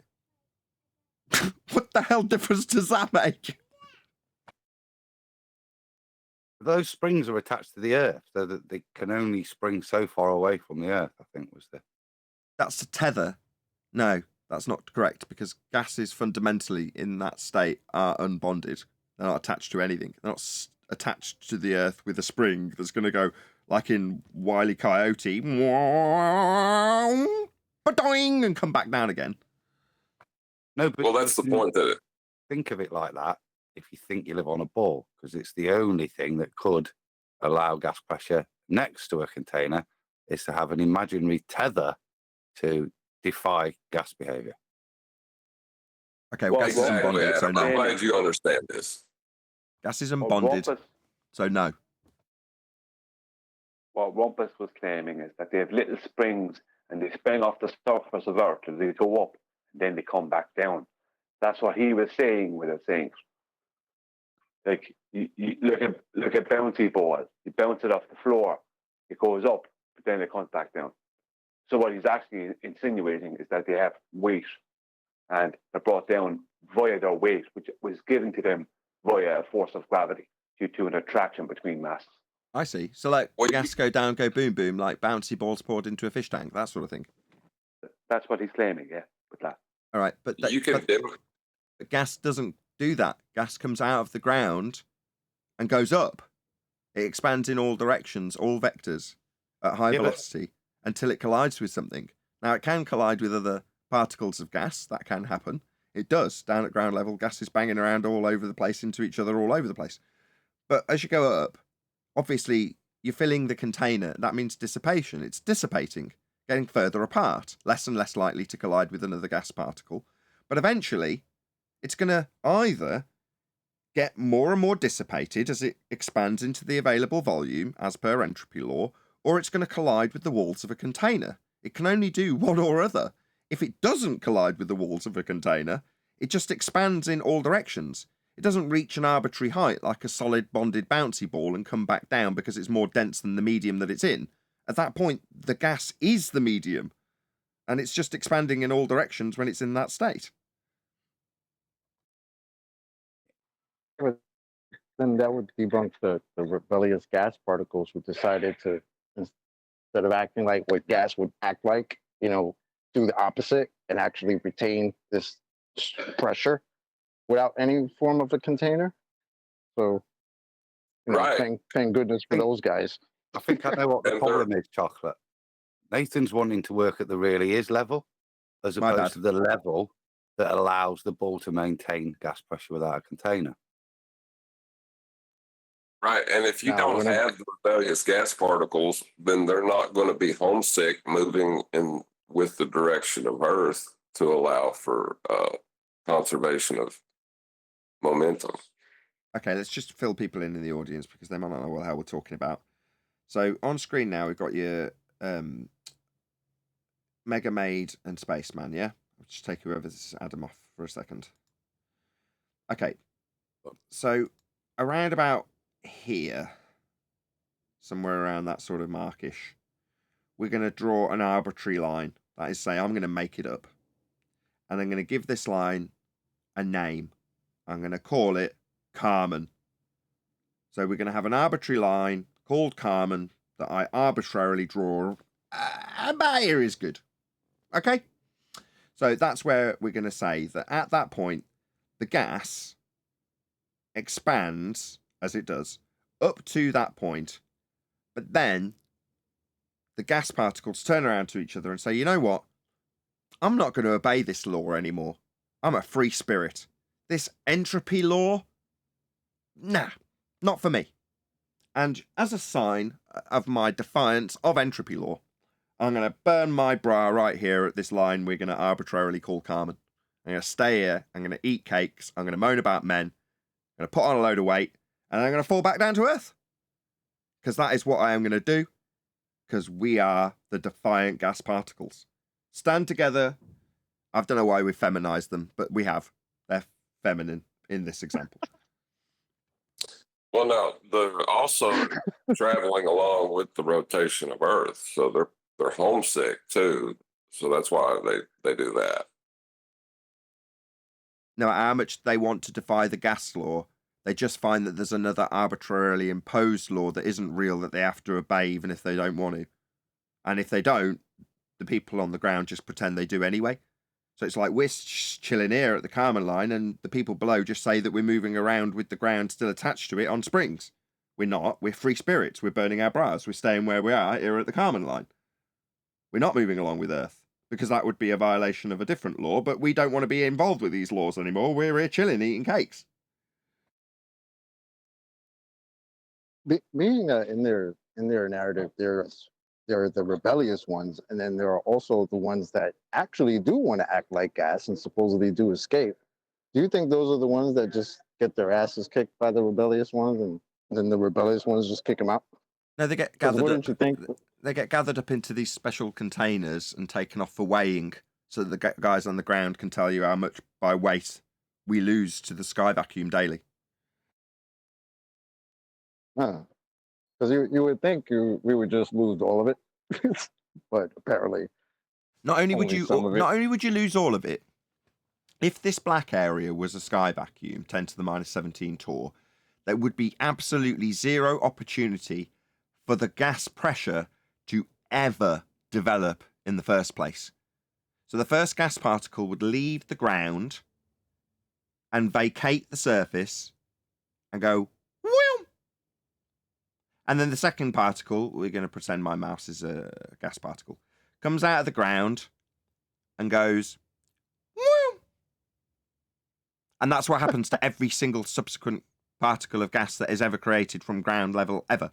It comes out of the ground and goes, whoo, and disappears until it collides with something.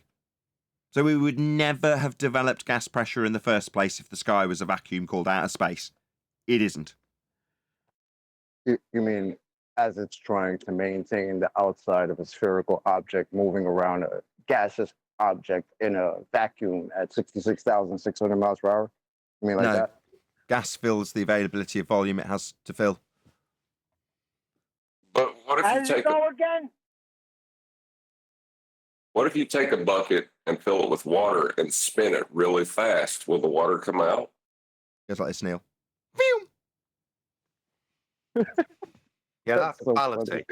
Got to call that. How can it make a sound if there's no gas particles for a sound wave to travel through? I'll do it goes again. Like this. Everyone be quiet. Okay. That's exactly the noise. That checks out. In space, no one can hear you scream. Simultaneously, in space, if you're being attacked by an alien, the best thing you can do is shoot out the window so that the high-pressure gas inside your ship tries to force its way out into the low-pressure vacuum, like gas does, hopefully taking the alien with it, sucking it through the glass. Of course, while that's happening, you can look out of the empty window with the differential of the high-pressure gas inside the ship trying to get out into the low-pressure vacuum, and see below you an Earth with a high-pressure gas not doing anything, just chilling. It's not trying to escape into the vacuum at all. Didn't need any glass around the Earth to keep its gas, but your little spaceship definitely does. And if there's any breach of it, the gas will escape into the sky vacuum, high pressure to low pressure. Unlike the Earth beneath you, which is high pressure, not going to low pressure. And then to maintain that story, right, based off that narrative, then you got years later or decades later, you got Spider-Man, who in the Marvel movie Avengers Infinity War saw the old Aliens movie and decided to use that very same idea to get rid of the what was his name, Magwan something, that had Doctor Strange held up. So apparently that idea is a pretty good one, good solid one. Any single viable hypothesis from any of the fields of astronomy, cosmology, or astrophysics? Nah. Okay. Any evidence you can acquire an elevation angle measurement from a curved baseline?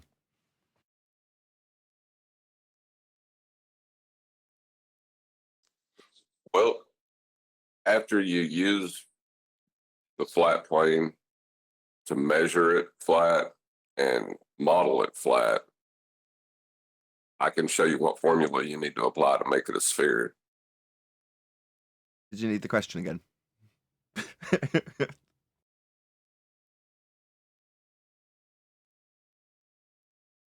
I mean, that's lovely and all, but is there any evidence you can acquire an elevation angle measurement from a curved baseline?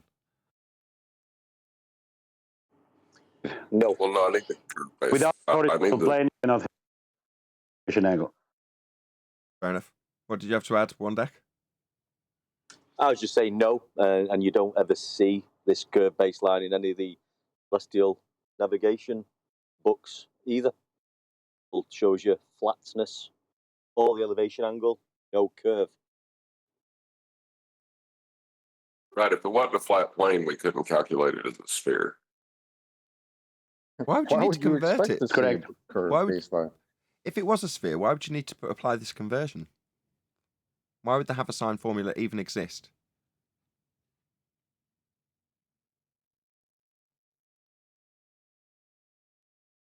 If you're measuring a spherical surface to begin with, why is it necessary to convert to spherical by way of Haversine? That's bass backwards. Earth is flat. Obviously, observably, measurably, navigatably flat. With that, I'm going to say if you are watching this on either Nathan Oakley 1980 or Nathan yeah, my camera's broken. Premiering streams, then stay tuned as there will be an after show to follow. Unfortunately, if you are watching this live, this is where we bid you farewell. So another massive thank you to all of you. Smashed the super chat, liked, commented, shared, subscribed, hit the thanks button after the fact, and all that good stuff. Once again, stay tuned if you're watching on an after show. I've been Nathan Oakley, and I will see you all in the next video.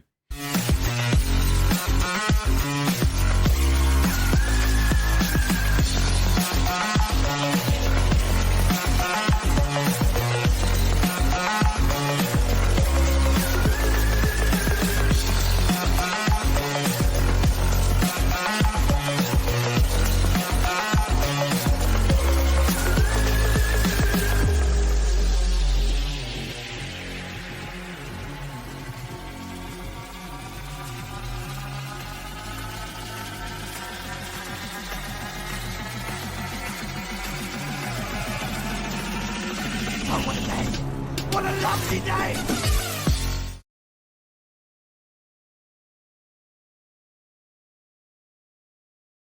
So you can tell it's real because it looks so fake.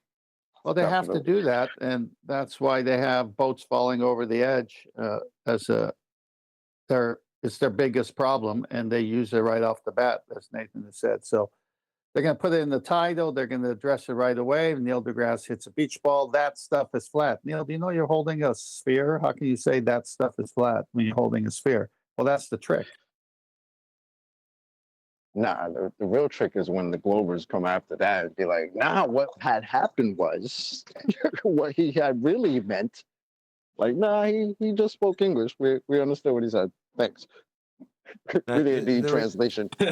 The real trick in that stuff is flat is getting you to, on both sides, reify the physical geometric sphere edge horizon as presented on a beach ball as the horizon you experience in your physical reality, and whether or not that, now assumed to be a physical limitation to your view as per the beach ball, will be or will not be curving at altitude.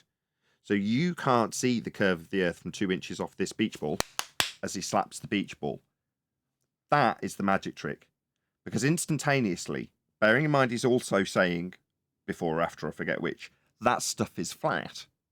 You are hearing that as a flat earther and hearing his explanation of getting higher on the beach ball and not seeing the beach ball's geometric limitation from a couple of millimeters above the beach ball. Then you as a flat earther and a globe believer both go up in altitude above our surface, which isn't curved, and see a horizon, and do not appreciate that within the magic trick we are both now assessing that geometric limitation that he's installed with his magic trick based on what a beach ball definitely does have. A beach ball definitely does have a geometric limitation, a sphere edge, that you can't see past if you're only a couple of millimeters above it. But that's not the horizon we experience. We don't have a geometric limitation to our view. It would be at 1.2 times the square root of the observer's height in feet if it was. But that's the magic trick. That's blasphemy. See it also as a little bit more subtle of a just because I've had people who will wonderfully go out of their way to describe how far they can see or how flat a particular body of water looks, right? And then I just just sit there and smile because I know where I'm going to go when they're done with that. But then when I get there, then it's like, well, nah, it's obviously a ball.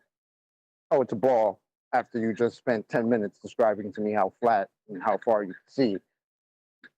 It's kind of one of those tricks, right? So he's telling you that stuff is flat while holding a ball, and he's just helping out his globe audience, I guess, and asserting that, yeah, even though it looks flat, it's still a globe, because look, here I hold this globe, and you can't get high enough to see the curve. So yeah, it's perfectly okay for you to think it's flat while it's not. Well, if you can't get high enough to see the curve, then there should be no curve blocking the bottom of ships and buildings. No, let me try it again. Let me try and say it in his words paraphrased. He's saying, you can't see the physical limitation of this beach ball if you're only 2 inches above the beach ball. Now, if you assume that Earth has the same limitation as the beach ball at the horizon you experience, then you can't see the curve of that beach ball-esque Earth horizon when you get higher. It looks flat, like the beach ball with its geometric limitation to your view looks flat if you're only a couple of millimeters above it if you're an ant. So in both instances, in both examples, we're assessing how much the geometric limitation alters at altitude, and by contrast, with something that definitely does have a geometric limitation, that's the beach ball, how that will compare to our horizon, with the assumption it's going to be a geometric horizon that we assess on how much it does or doesn't bend.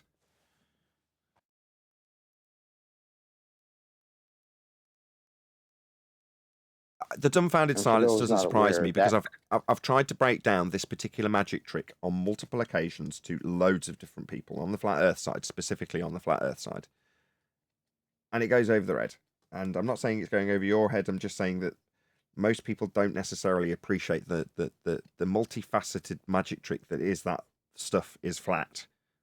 It's a very, very well-oiled magic trick, and it's hard to spot what he's doing and how he's doing it. And it's only because of the path that we've gone down and the black swan that I spotted how that magic trick worked. Yeah, when you have same as I was going to say, it's the same. 1 second, John. It's the same as what was said to Chocolate's partner's daughter in school. When you look out, it's going to always look flat, but it really is a ball.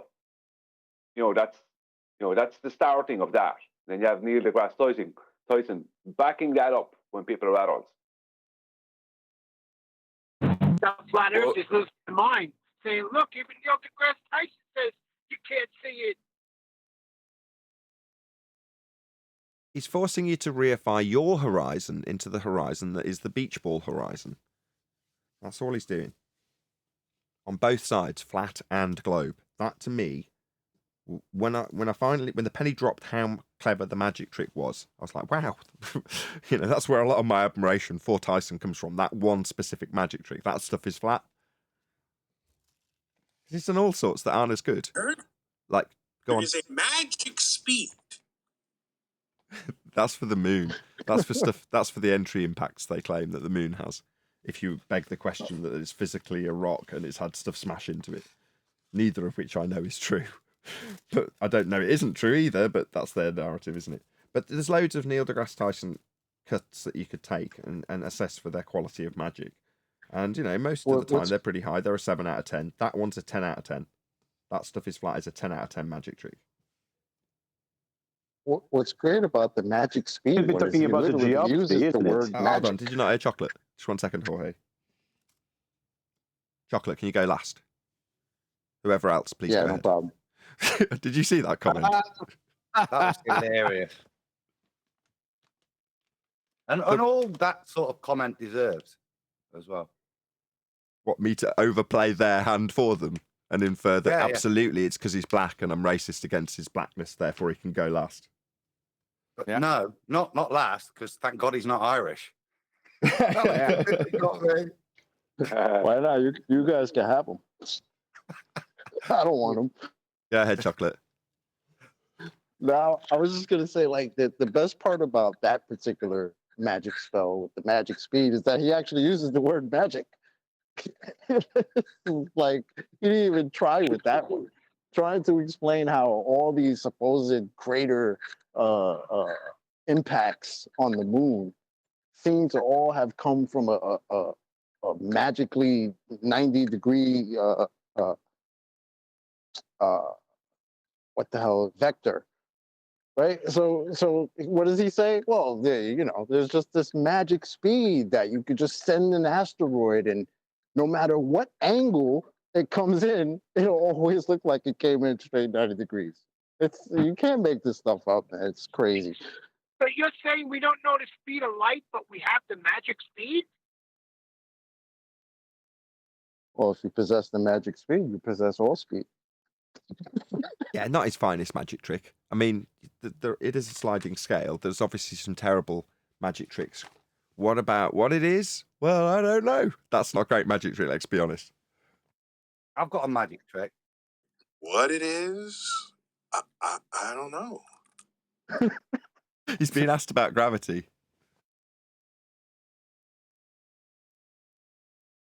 What's your Adam. magic I trick, think Adam? Jorge was actually waiting, Adam. Sorry. Go ahead, Jorge. Jorge. Just saying, be talking about the globe. No, this is to the right 0.2 times 13 feet. But it doesn't do that, because if it does, the model collapses straight away. So it's like he's saying it should be supporting the model. It is not. Is Righteous still around? Can you move him into a separate room and tell him what to do, just so we're not talking about it in the show? He's got a sound issue. Right. I could do that. George, meet me up in the room above. Jorge. Yes. Follow Righteous. No, it's not Jorge. It's George. Jorge. Georgie boy! It could be Jorge, though. It is pronounced Jorge. I asked him. Really? Yes. Oh. Everybody whose name is Jorge would rather be called Georgie. Even the guy in the Yankees, Georgie Posada. Oh my God. Adam, I've got you up on screen. Okay. This kind of got last week kind of put to the back burner. It was a bit busy. You're talking to your mic. Talking to your mic. Sorry, yeah, I'm looking at the wrong screen. Kind of put on the back burner last week, but Taboo Conspiracy brought a great little 5-minute video out. I asked if I could share it on bed, so I've got no worries about. And he's, as you can see, look, witnessed, always welcome. It's just a couple of little bits. It's an old school one. So it's to do with Canada. The observation you get of this twice a year. And the point I want to make is when it's only when the sun's setting, you can see the island. Well, and that's quite magical. I've seen that, in the past, but just in reference to the horizon, just want you to watch this because kind of describes the horizon perfectly for me. But just a couple of numbers, like Mount Canigou is 9,100 foot high.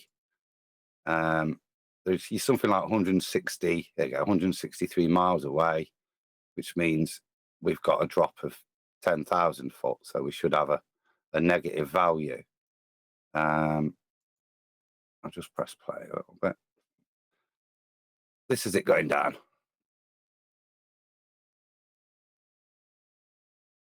And you can see just the size of the mountain. But what I want to do is just stop it there. Put it in cinema mode from where you are, third or fourth button along. Not full screen. Okay, that'll do. All right. Yeah, that's fine. Okay, so just looking at that, I'll just nip back a bit here. Where's the horizon? What is the horizon? This kind of answers all the... I'm going to say it's where go up with your inch. There you go. Yeah, and that's what I would call the horizon. Yeah, if we just press play, suddenly, what's happening then? If that's the leading edge of a ball, bearing in mind this mountain should be 1,000 foot below. Here we go. Look, so you see at this point. So now, where's the horizon? Geographical horizon. There is one, isn't there? Yeah, there isn't a point in this image where the sky is meeting the sea. Well, the land now. It's changed. I don't know. You've got feedback from you, Adam. We've got a point where the apparent position where the sky met the sea in this instance, or ground, whatever precedes this mountain, has been altered as it was illuminated to change to what we call a geographical horizon. Or is it a topographical horizon? QE, you'll have to correct me on this. Is it geographical or topographical? I think it's topographical. Which one? The one that's appeared in the image that Adam's presenting. When the sun illuminated this mountain, it changed from being the line that defined where it appeared the sky met the land or sea to being the point where the mountains met the sky.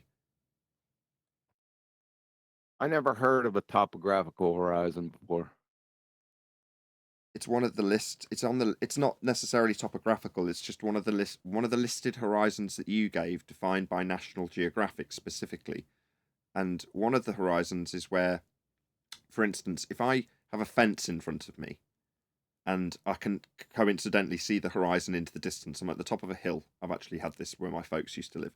If I lower down my position to the point where the fence line is higher than the horizon, then I've got a geographical horizon, as opposed to the point where the sky appears to meet the ground or sea. Well, it is meeting the ground. It's meeting my fence, but that's in the near foreground, blocking it, like a tree line or something. In this case, a mountain line. I just can't remember the word that National Geographic used for that. Anyway, Adam's point's getting lost in my hyperbole. I'm sorry, Adam. I'll go find it. It literally is just to show what the horizon is. It is a point where we can no longer see. We can no longer differentiate. Okay, and this, to me, like I said, exemplifies it beautifully. We've got what that classic horizon. We think we're looking out across the plain. In reality, this horizon we're seeing isn't. It is just the point of optical dissolution. When we get greater detail, so we can make resolution differences, suddenly we've got a loss of what we thought was the continuing plane. And it can only continue past this point. But I say from a flat Earth point of view, so I stated the numbers, the top of this should be 1,000 foot below this leading edge of a sphere. And that to me just demonstrates the ridiculousness of their claim in this one. What is this? Why is this here? Is this all brought up with 7/6? Don't leave it rhetorical. Ask the question. Can I? No. Adam, ask his question, but it's not rhetorical. Go ahead. Say the same thing again, Adam. Okay. If this is the leading edge of a sphere, then how is this mountain range presented above the hill that is supposedly there? Well, allow me to illuminate you. It is a slightly looming, non-standard refraction hyena holographic projection of a mountain from behind the physical geometric spheroid horizon, represented as a line in this image, to project itself up as a mirage, to present itself in your field of view as the light is bent around the sphere of the Earth at a rate of 7/6 of the radius, or any derivative that makes this work in the mathematics. Therefore, this is a mirage of the mountain from behind the physical geometric sphere edge. As say I, as a globe believer. Now, as a flat earther, can you ask me the same question? What's this? Okay. Hey, Nathan. Hold on. Adam, just ask me what this is. I'm a flat earther now, as opposed to a globe believer. Am I asking you as a glober? As a flat earther, just say, what's this? Okay. So what is this, Nathan? Mountain. Oh, it is. It's Mount Canigou. Mount Canigou? Yeah. Well, if I was a baller, at least now I'd know why I see too far after that comprehensive explanation. My pleasure. Nathan, can you explain the hyena part? Tim Osman came on the show and we had a plane that was beyond the geometric limitations of a sphere. And on that plane were hyenas. So, when asked, he said that they were slightly looming. So we all pissed ourselves with laughter, as you can imagine. And we were like, right, so they're slightly looming hyenas then? So that, from then on, I try and slip it in quick enough for people to not hear it. I obviously need to speed up my tempo a little bit so you don't quite hear it. Slightly looming non-standard refraction hyena holographic projection of a mountain from behind the physical sphere edge. Go on. I love it, dude. I actually have that hyena. on my soundboard. You got Tim Osman on your soundboard? No, I have you saying the clock tower, the hyena refracted clock tower, but it's the hyena and the donkey dick that really get me going. Donkey dick is in reference to the bent line to a non-geometric horizon, which isn't a tangent point, the one that they claim we now see, which destroys their utilization of celestial navigation in all instances. But nevertheless, an assumption of a bent line from your physical point to the side-on view of a targeted object with a bent line between you and it would be a donkey dick horizon, i.e. a bent line to it. So did everyone get Adam's point? Did you want to go, Brian? I'm sorry. Go ahead. Well, you go first if you want, John, and I'll go after. I think you were first, but I'll go first. You were talking about the horizons. Remember National Geographic? We went over them a long time ago. But they gave me 5 horizons. Here they are. The local horizon, geographic horizon, sea level horizon, astronomical horizon, and the true horizon. I think it's the geographic horizon. Geographic horizon is the apparent boundary between the earth and sky. No, it's not that one then. Okay. Although, yes. Sea level horizon is the geographic horizon at sea level. It's the same thing. Yeah. Astronomical horizon is the imaginary horizontal plane, always at a 90-degree. Well, we can just rule that out because it's imaginary. True horizon is the imaginary plane again, right? So we can rule that out. There you go. Okay, I must have imagined one. I thought there was one where you describe like a hill in the way, but obviously not. I was getting my head rubbed. Fair enough. Say that again. I concede. I was wrong. I've got one more question, Nathan, from your stunning explanation. Just for me to see the mountain, I can accept your non-standard hyena claim. But how does that holographic image create a silhouette on the sun? Hold on a second. I got this. Go ahead, John, because I have to think about it. Because the sun is also a hologram in the same position relative to you. That doesn't make any difference to his question, though, does it? Because positionally, it doesn't make any difference where that holographic projection of a sun with a holographic projection of this mountain in between it. So we've got the sun in the background and the mountain in the mid-foreground. So it doesn't matter if the timed position that we see of the sun isn't where it really is because it's refraction. If positionally it's supposed to be behind the mountain, if I'm saying the mountain's also loomed up from behind the horizon to place itself in line with your view, but that's a problem. But you're no longer talking about the shape of Earth now. You're talking about something that doesn't exist. So you could consider that a success if you're a baller, right? You mean the bait and switch has been successful between Ball Earth and talking about geometric refracted locations? Is that what you mean? Yeah, just as long as you can get them to argue about refraction, you're not talking about the shape of Earth anymore. We are. Contextually, Adam's asking me to do that, though, and he's put something on my shoulders that it's a challenge, and it should be a challenge I relish, to put myself in the baller's position and say, well, how do I overcome what Adam's asking? And at this point, I don't know how to, Adam. Doesn't mean, well, what a great argument because I can't overcome it. I'm sure some baller would intervene, but maybe you want to put that again, the question again, Adam, because that's a good question, isn't it? I think so. So how then, if this mountain is a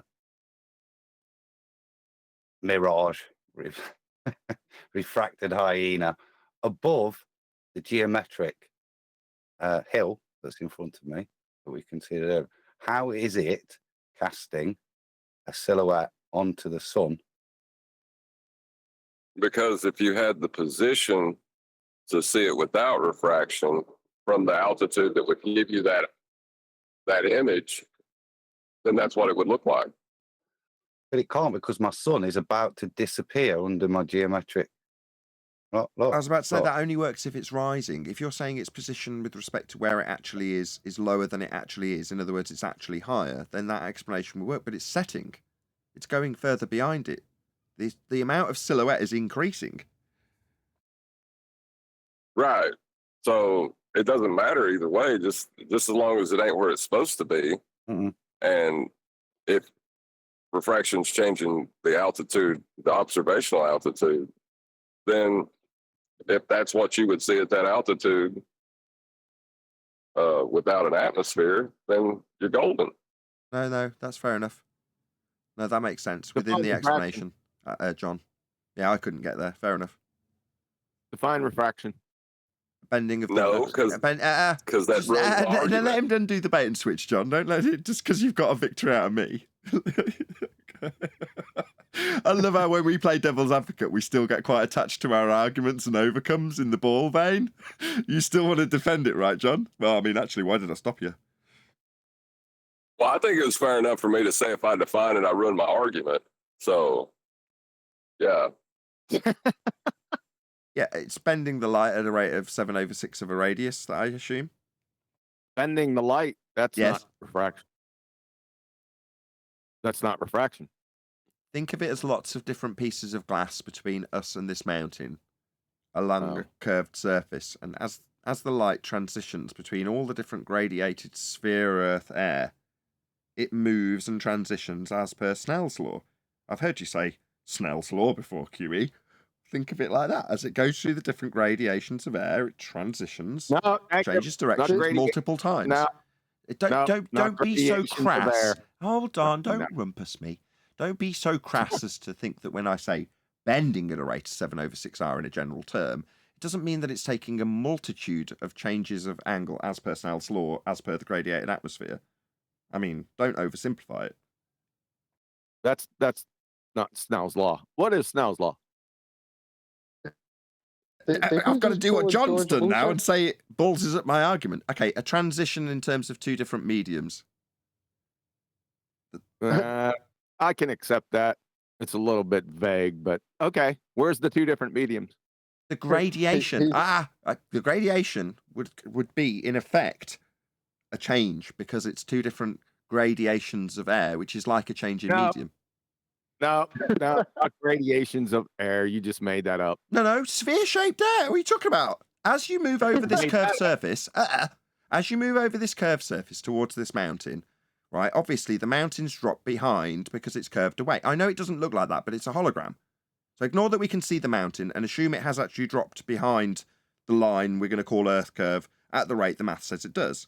Well, based on the fact that this mountain's dropped behind this line with the curve of the Earth, the air has also dropped around that curve, meaning it is gradiated. It's more dense. Negative. Well, I haven't even got to the end of my explanation. You haven't let me beg the question haven't got to fully. the end of the This is an outrage. but you're already- He's got a mute button. I'm being fundly muted. I'm not allowed to beg the question fully before I get to the end of my begging the question. He's stopping me. It's not fair. Mute.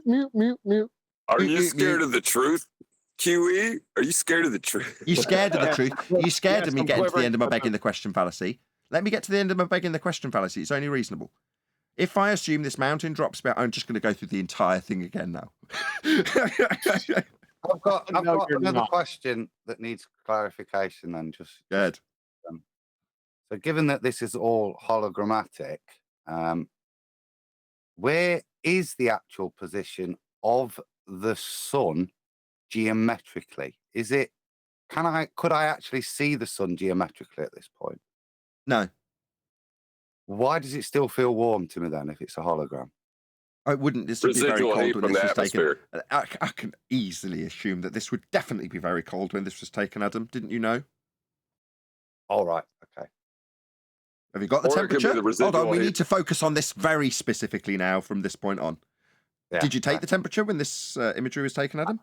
I've got it. Yeah. You did. Yeah. What was No, it? Of course it is, because it's not me that's done it. Oh, you did it. Oh, it's not even yours. Oh, this is pathetic. Flat Here we earthers, go. they don't do They're any funding verification. I'm going to Donkey talk through on it. Adam and tell him how he's a moron. You tell him you don't understand. Somebody got to say it. I thought it was implied, Chocolate. I just thought it was implied. No, Globers make sure they say it. Let's just say, being a baller. You can't even.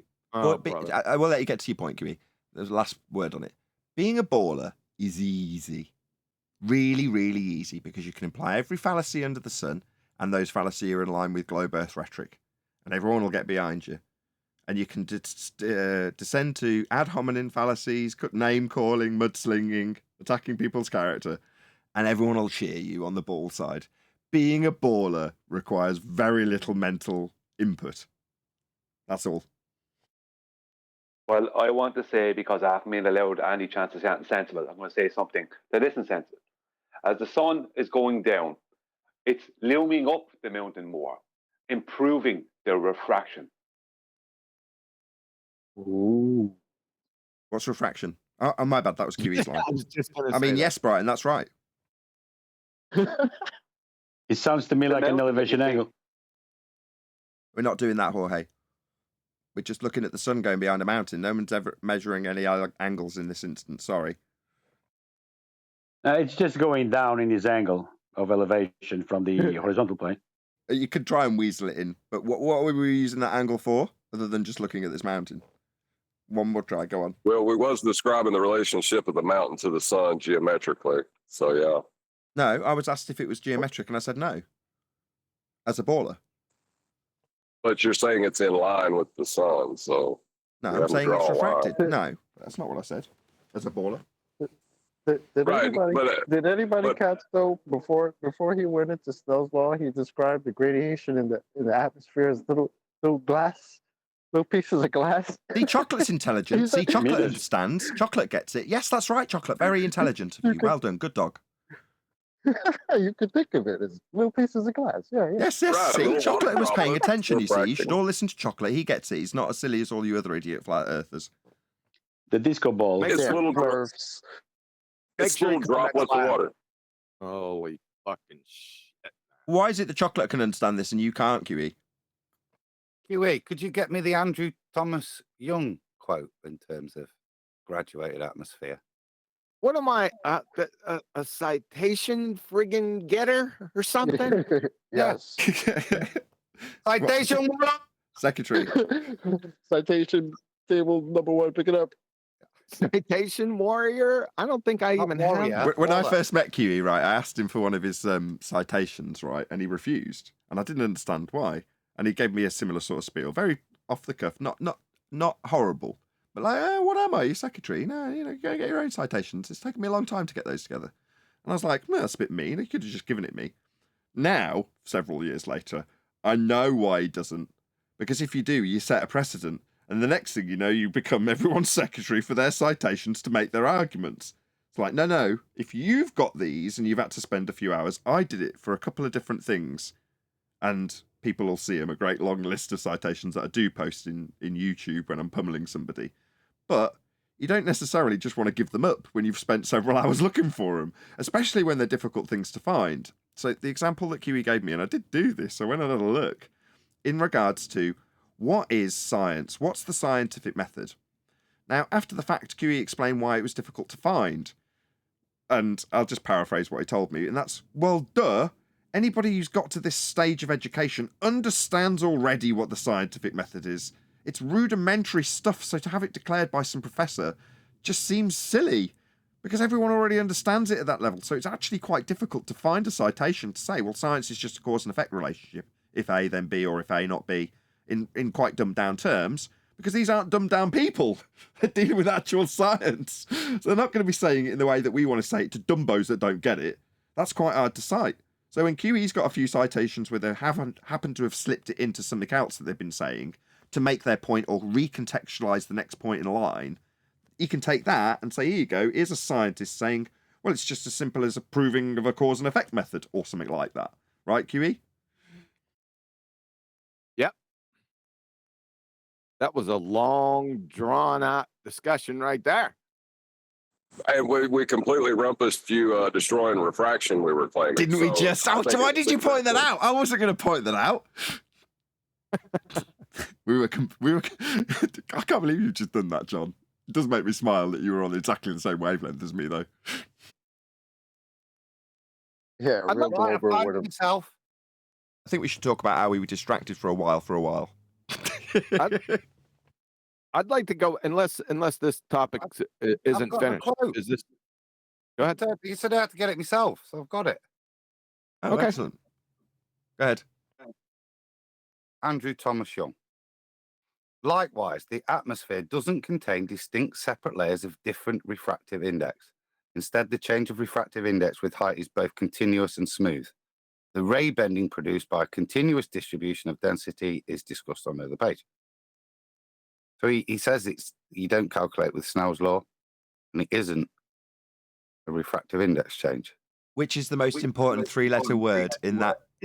What's the most important three-letter word in that text? Ray. Ray. You right, Ray? How's it going, mate? How's it going? Who's Ray?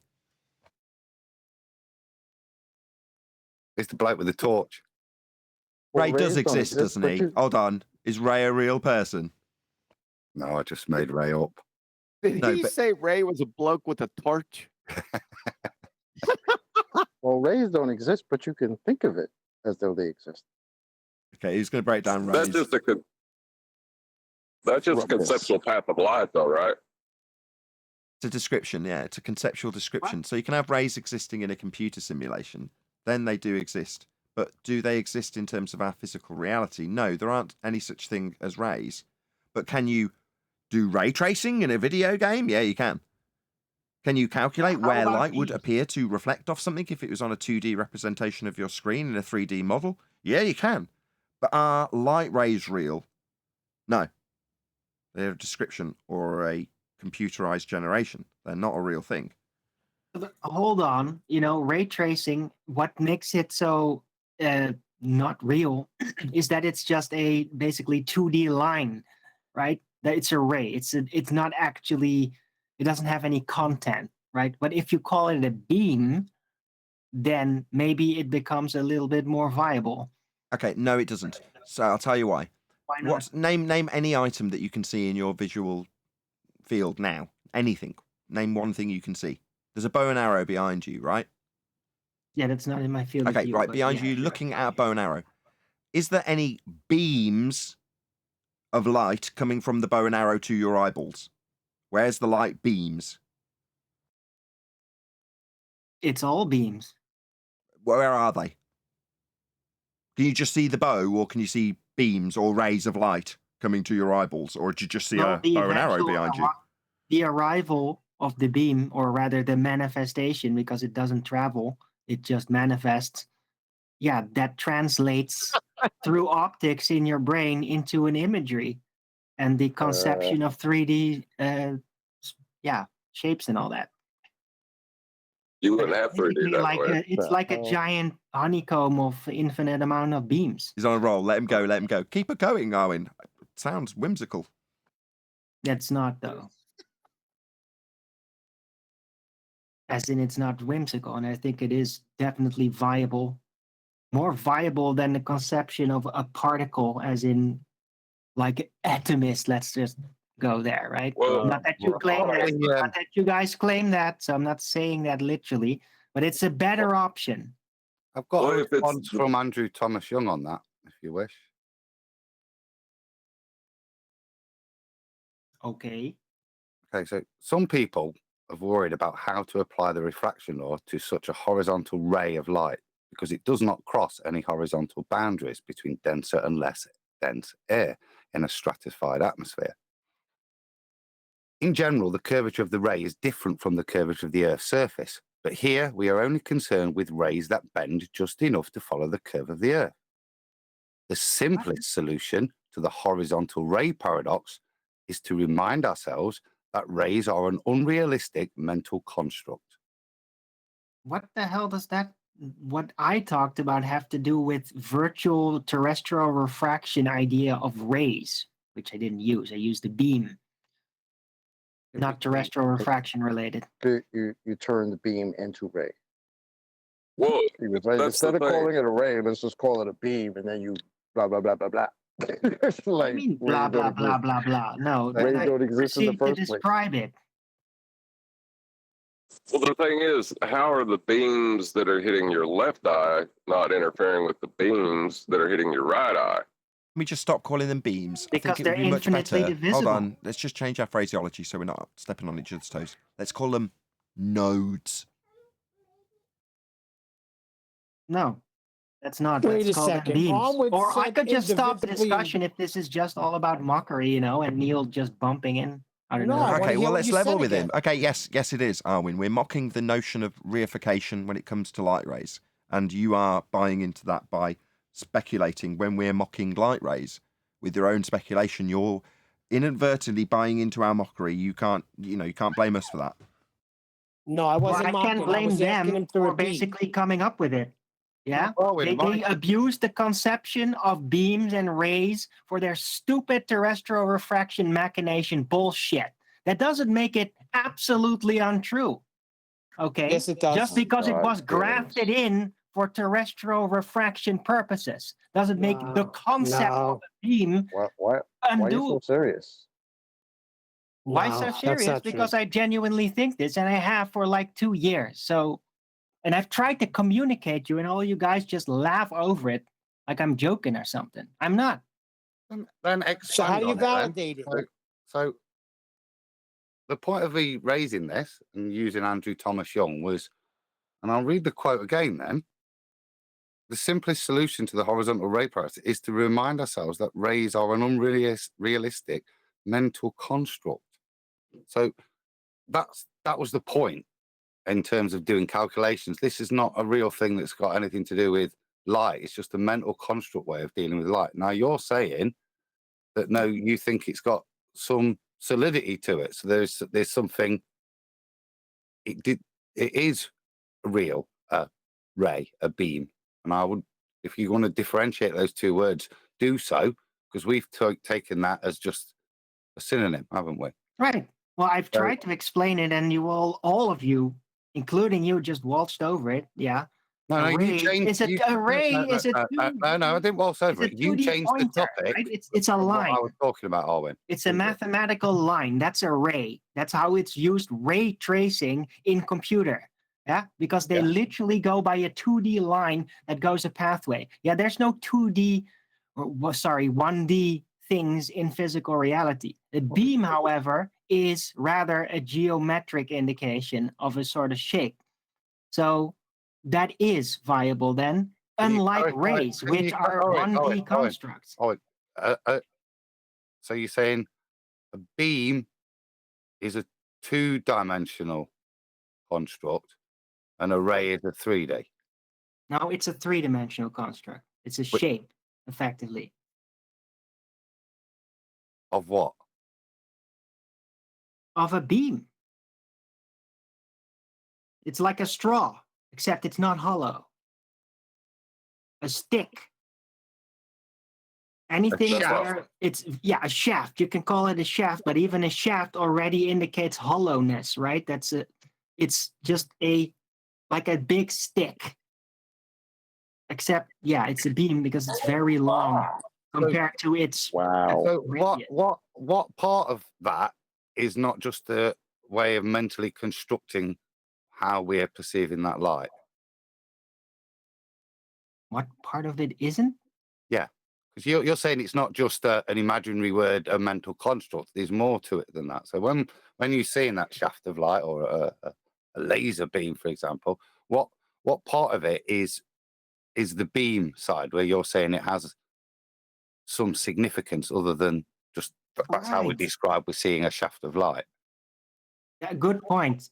You're right. You just reminded me of something. We shouldn't call lasers beams anymore. We should just call them laser globules or particles, right? I mean, it's only a standardized part of the freaking word involved in light. A laser beam. Yeah, not a ray, a beam. Because a ray is a one-dimensional construct. And that's why it's purely virtual and not really to be considered. Nah, you get light rays coming out of a cloud.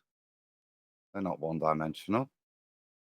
Well, that's a colloquial description because it's effectively a beam. Right? Ray of light, ray of sunshine. It's all colloquial use of the word.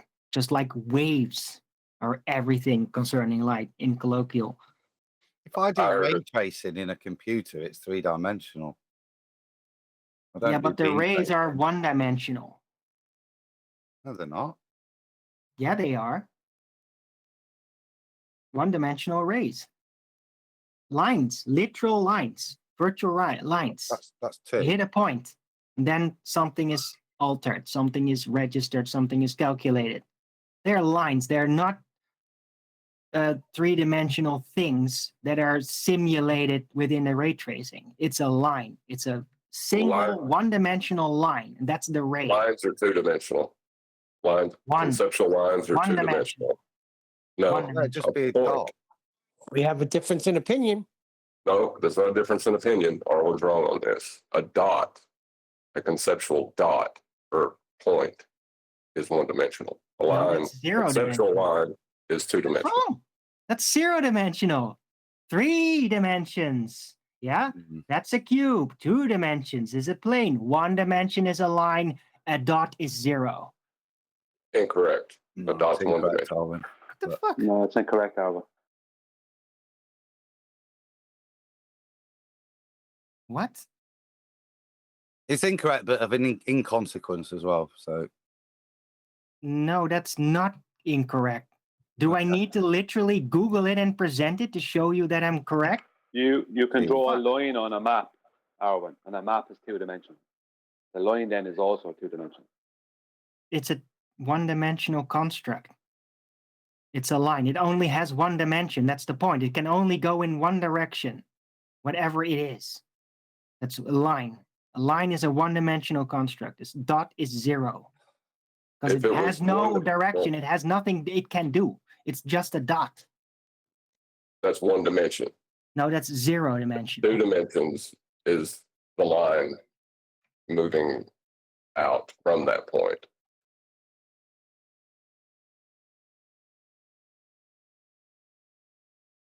Oh, yeah? Let me present you with your error.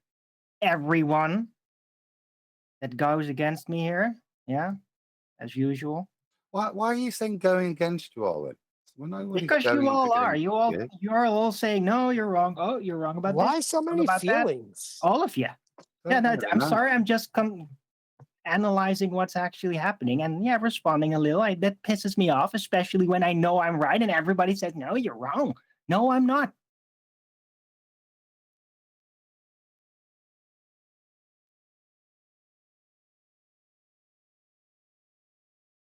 think you jumped in a little too serious when everybody was kind of taking a piss on the globe.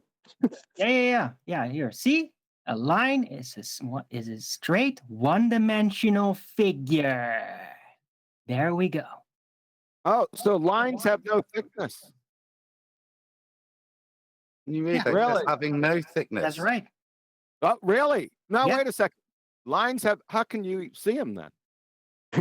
Who says something about seeing? Who's talking about optics here? We're talking about dimensions, not optics, which exclusively happen in the 3D. Dimensions. Don't ever talk me.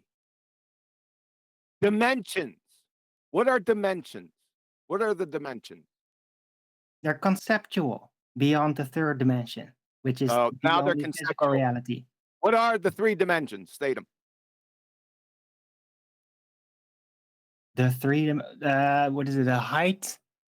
Damn it, I don't know them by heart in English. All right. Up to down, forward, backward, left to right. No, length, width, and height. So this line has no width. Nope. So a line has no width, huh? Show me a line. I can't. It's a one-dimensional concept. Unless you're talking about a colloquial line, one we would draw on a colloquial line. We were talking about a line of light in reality, and how many dimensions it would have. A ray. You were likened a ray to a line in ray tracing, and said that would only have one dimension. That's that's you've not gone a to a reality, conceptual point of mathematics to describe a line with no width. It does say that in there, like having no thickness. Non sequitur. Right. So it's not really relevant to the point we were making. No, it is. Because in ray tracing, all they need is a pointer and a pixel, because they always come down to pixels. What is the pixelation? What it's doing? And it's just a one-dimensional process, a ray, a one-dimensional thing, and it just hits something, and then it's like, oh, okay, so this pixel becomes this, right? But the very construct, the mathematical construct, the ray that they use in ray tracing is one-dimensional. Not reality. That's right. That's why it's a ray in ray tracing, which is one-dimensional, which I was correct about, now and we've not got to the a end. beam, which is a three-dimensional shape. Please. Now we've got there. What, 4 minutes ago, you put up an objection because I was pointing that out, and you were like, yeah, but I want to go off on my whimsical reification, and you took offense to it. No. Okay, moving on. I was just elaborating on what I'm talking about, and how annoying it is that every time you guys quote about rays, when rays are just a one-dimensional concept, and that is a reification to automatically assume that means that light cannot be, beams. Okay, so when in Muppet Vision, and they're describing, as Andrew Thomas Young does, light rays, they're reifying their 7/6 mathematics into a light drawn in orthographic view between point A and point B, when light doesn't behave like that, nor can it be drawn like that. It's not real. Light rays don't exist. Right, especially in orthographic view, which isn't 3D. So, yeah. I'd like to go back to the definition you got up on screen. This is from Wolfram Math World. It said a line is a straight one-dimensional figure that's non sequitur, having no thickness and extending infinitely in both directions. Infinity doesn't exist in math or reality. Whoever wrote this is on crack. They don't understand what dimensions are.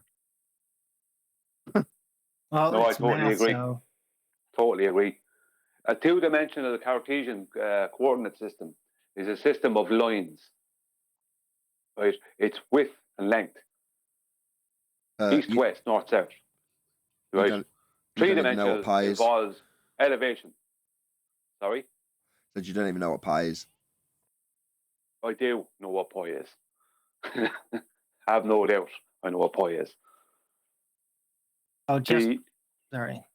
Aaron, a line can't be called a line if you can't see it. If you can't see something, you can't call it a line. If I asked you to draw a line, you have to draw something that I can see. That's two-dimensional. You have to draw it on something flat, two-dimensional. You're talking colloquial, Brian. No, he's not. Colloquial. On Yes, screen he now. is. Stop. No, I'm not. Just stop. On screen now. Okay. Right. If I'm to depict a light ray in this image, I'm going to draw, as per the Simon Dan and AB Science orthographic view, with a curved line between the eye of the observer seen in the picture and the item that's being viewed, in this case, the oil rigs. But with that in mind, that line between observer and target, where is that line in this? Where's any line between observer and target drawn out in this?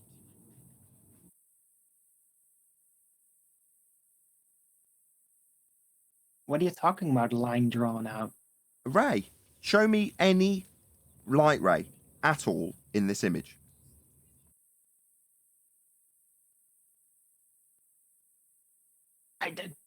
That's illogical.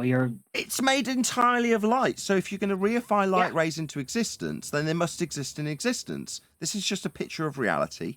Where's the light rays? Answer: there isn't any. They're a conception. They don't exist in reality. That's like asking me, can you show me the cause of the horizon?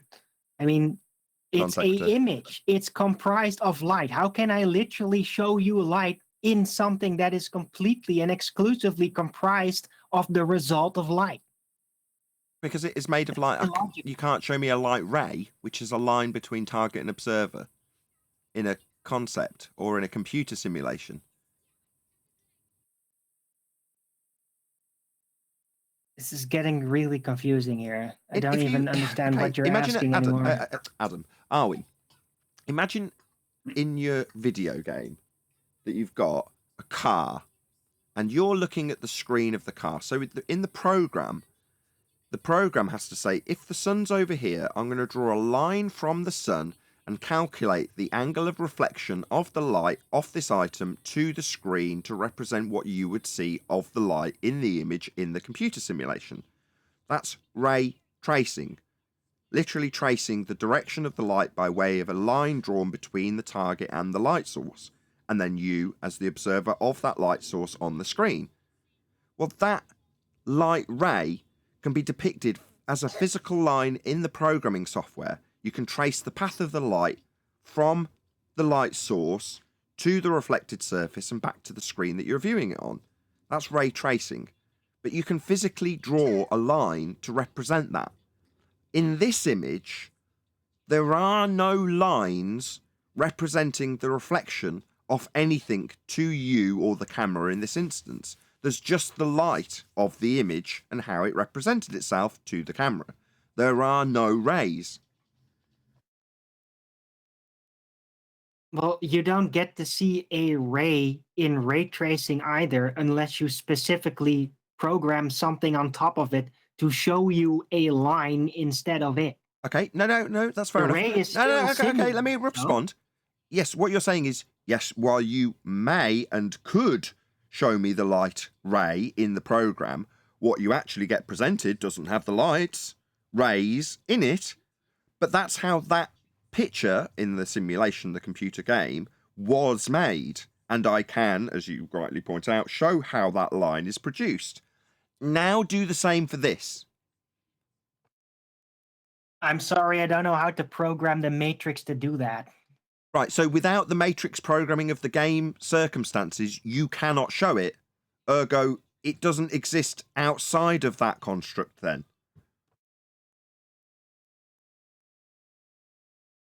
Well, not that I know how to figure out at this moment. No.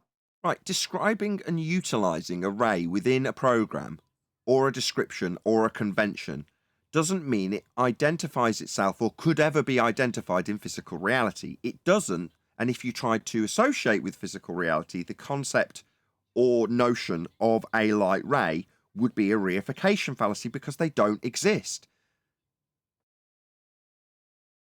Not in the same sense that what is used in ray tracing, correct? Yeah. Yeah. But it might be a beam, right? though. But as a convention, that's how it's being used by Andrew Thomas Young, and he's disclaiming it. That's the point of this discussion. Right. No, I get that. And it makes sense because orthographic view is not 3D. So why not use rays then, you know? There's no problem using them in descriptions and conventions. It's at the point that you say, in this picture, the light ray has bent from beyond the geometric sphere edge horizon, and the geometric sphere edge horizon has also had the light rays bent at a rate of 7/6. What rays? There aren't any.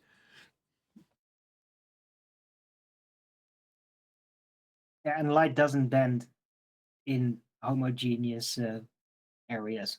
It requires dramatic refraction index transition to do that, to even alter its path or its manifestation route. Yeah, but I think people get mixed up with what they see and what and light. You don't see light. You can see things because of what we describe as light. You don't see light. You see things due to that. You know, what we see. We have to take the human eyes into the equation if we're going to talk about light, because that's what you see with. So you have to take them into equation. I'm not talking about the lens, like the lens of a telescope. I'm talking about the eye themselves and how they actually work. You know, what we describe as light allows us to see things. We can see objects due to what we describe as light. But we don't see that light. I can't see the light between me and the wall I'm looking at. I can't see that. So describing it in this way and that way and the other way conceptually means absolutely fuck all. Sorry for the language. So Jorge's posted a picture in Gilded of light breaking through the clouds from the sun. What would you call those? Rays? Beams. You talking to me or Arwen? It's just one of those words that you do still use. If I was to describe light breaking through as a light ray, everyone would understand what I mean. But in essence, I've used something that's used within a convention to describe something that actually does take place in physical reality, where you can see the light breaking through the clouds as it presumably mixes with the moisture in the air and reflects off it, so you can see these beams, right? I can even have a stab at how that would be a phenomena that we observe. But it doesn't alter the fact that light rays aren't real. So what do you call it then? What do you call it? Well, interestingly enough. One second, John. You know what I'm saying? What we view as the sun and sun rays coming through the clouds, that's different than what I'm viewing in my kitchen. Even though there's daylight in my kitchen now, I'm not seeing rays of the sun. I might go outside and see rays of the sun, rays coming from the sun down through clouds, but I'm not seeing that in my kitchen. So I can't describe what I'm seeing. I can't describe light rays in my kitchen because I don't see light rays in my kitchen. The only place I see light rays, and the only reason the word ray is connected to light is just the sun rays, because we're seeing sun, what we describe as rays of light coming from the sun down to the earth. Exactly, you only get them in the lounge. But I can't make that claim in my kitchen. Sorry, Tom.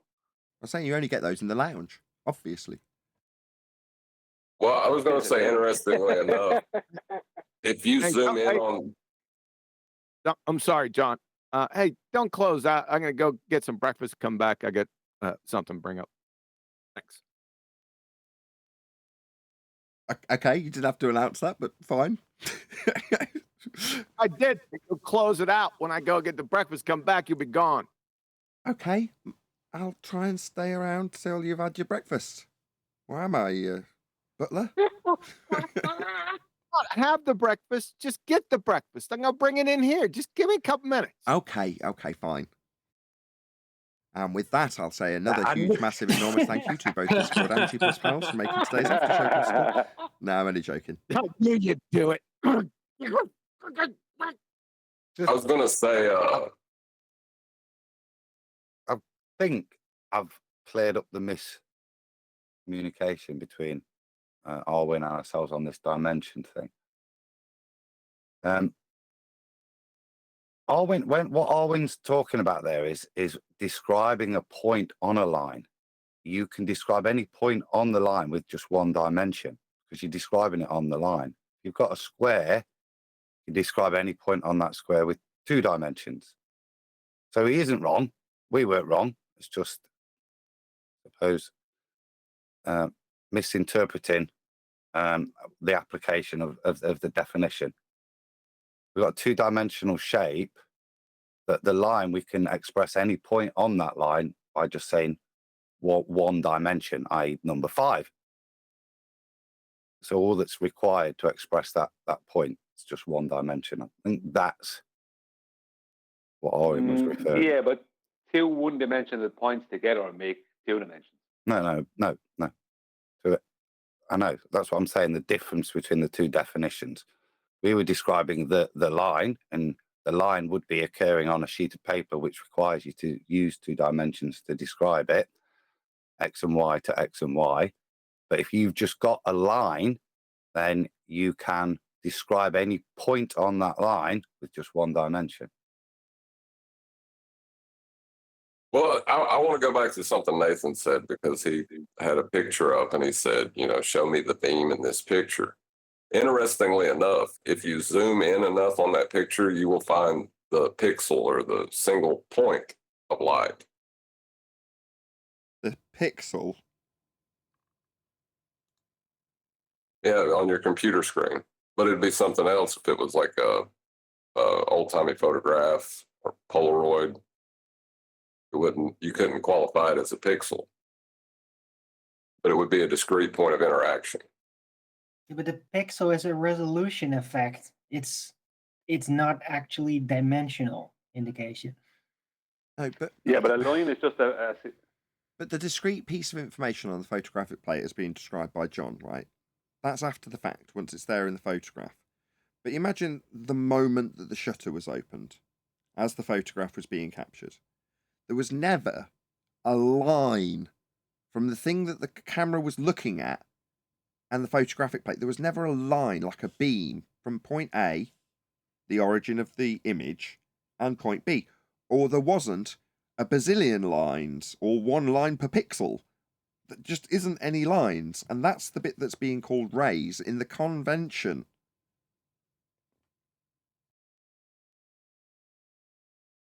Exactly. It's still like still requires discrete points of interaction to even qualify that. But it's an interaction as opposed to a journey. This is where we were getting into this subject with Whitsitt and Dyslow, I believe, from memory. And because it was a back and forth with a lot of passion behind it, we never really got to drill this down and say, look, we've discussed this on many occasions before. Now we're just repeating what we've discussed on many occasions before, as opposed to pointing out that we've discussed it on many occasions previously. That journey that we were arguing with Whitsitt about, well, is there a journey? Do you say there's a journey? No, because that journey is akin to what we're arguing about now in terms of light rays. There is no journey from point A to point B. What you have is the end result, the interaction on the photographic plate, the pixel on the sensor. Well, that is an interaction, but is there a line from if you're taking a picture of a lighthouse, from the lighthouse to the camera that you can describe with a line and a timing, a journey? There's none of the above as far as I can ascertain. Now, that might not be the case. It might be that I'm shown to be wrong and it does have a journey. I might be shown that. But currently, that isn't what we've got. We've got a discrete, how did you just phrase it? An interaction on the photographic. That's all we've got. Likewise, when Arwen turns around and looks at his bow, he's got the interaction of the light on the back of his bloody retina or whatever it is in terms of how your eyeball works after it traverses the lens of his eye. That's what he's got. There's no beam, there's no, path that's trackable with a timing or a speed between the bow that he's looking at and his eyeball. There's just the interaction with the eyeball, akin to the discrete chunk on the photographic plate, aka a pixel on a sensor. Yeah, but what about the journey between his eyeball and his brain?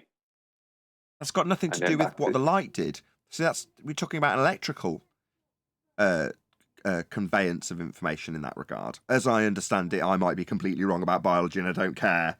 But I'm talking about the interaction of the light. You can replace the eyeball, forget the journey to the brain, with the photographic, is analogous? I've forgotten what the word is.